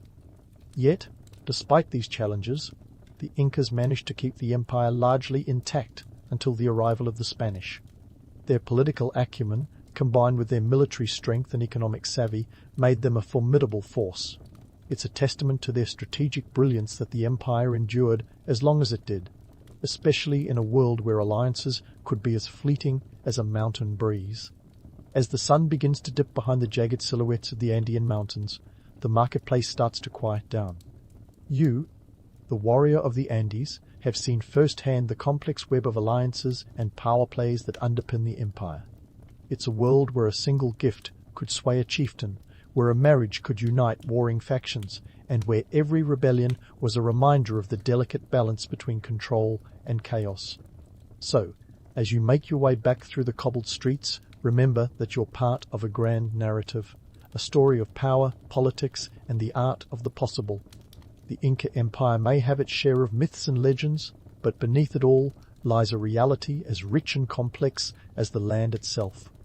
And who knows what tomorrow will bring in this ever-evolving saga. One thing's for sure, in the world of the Incas, the only constant is change. As you stroll back through the winding paths of the Inca Empire, with the Andean skyline silhouetted against a sky painted in hues of fiery orange and deep indigo, it's a perfect moment to unravel some myths about this ancient society. You see, the stories of the Incas often get wrapped up in a golden glow, much like the sun god Inti himself, casting a halo over the empire's achievements and obscuring the nitty-gritty of daily life. Now, don't get me wrong, there was plenty of glory to go around. The Inca Empire was indeed a marvel of organization, a feat of human ingenuity that still baffles historians today. But the idea that the sun always shone brightly over the empire, metaphorically speaking, is a bit of a historical sunburn. Let's throw some shade on that rosy narrative. Firstly, while the Inca road network was a triumph of engineering, 25,000 miles of meticulously laid paths that put even today's infrastructure to shame, it wasn't all smooth sailing. The roads were a lifeline, yes, but also a constant source of maintenance headaches. Imagine keeping that many miles of stone pathways clear of debris in a world without street sweepers or asphalt. The effort required was nothing short of Herculean. Those roads were both a blessing and a burden, requiring constant upkeep by the local populations who were, you guessed it, paying their dues through the mitre system. And speaking of the mitre, the labour taxes were a double-edged sword. Sure, they ensured massive public works projects got done, but they also demanded relentless toil from the populace. Your ancestors weren't just lounging around basking in the glory of Inti's rays. They were out on terraces, chiseling away at stones, or hauling goods across those extensive roads. It was a life of hard work, with the empire's grandeur resting squarely on their shoulders. But let's pivot to the political arena, where the myth of the Inca's unyielding control starts to unravel. Remember, this was an empire that managed to thrive across diverse landscapes and cultures, but it was also a mosaic of tensions. The Inca rulers were deft at diplomacy, but they couldn't simply wave a magic quipu and make all disputes disappear. Rebellions were as much a part of the landscape as the llamas. The empire's decentralized nature meant that local leaders had a lot of autonomy, which was both a strength and a vulnerability. It was like running an orchestra, where every musician was a soloist at heart. And then, of course, there's the grand myth of the Spaniards sweeping in with their shiny armor and horses, toppling the empire with ease. The reality was far more complex. The fall of the Inca Empire was not just a case of European steel and gunpowder trumping native ingenuity. It was a perfect storm of factors. Diseases like smallpox, brought by earlier explorers, decimated the population before the Spaniards even arrived. Political instability, fueled by a civil war between two royal brothers, Atahualpa and Huáscar, left the empire weakened and divided. The Spaniards, led by Francisco Pizarro, were opportunists who capitalized on an empire already on the brink. And let's not forget the role of local alliances.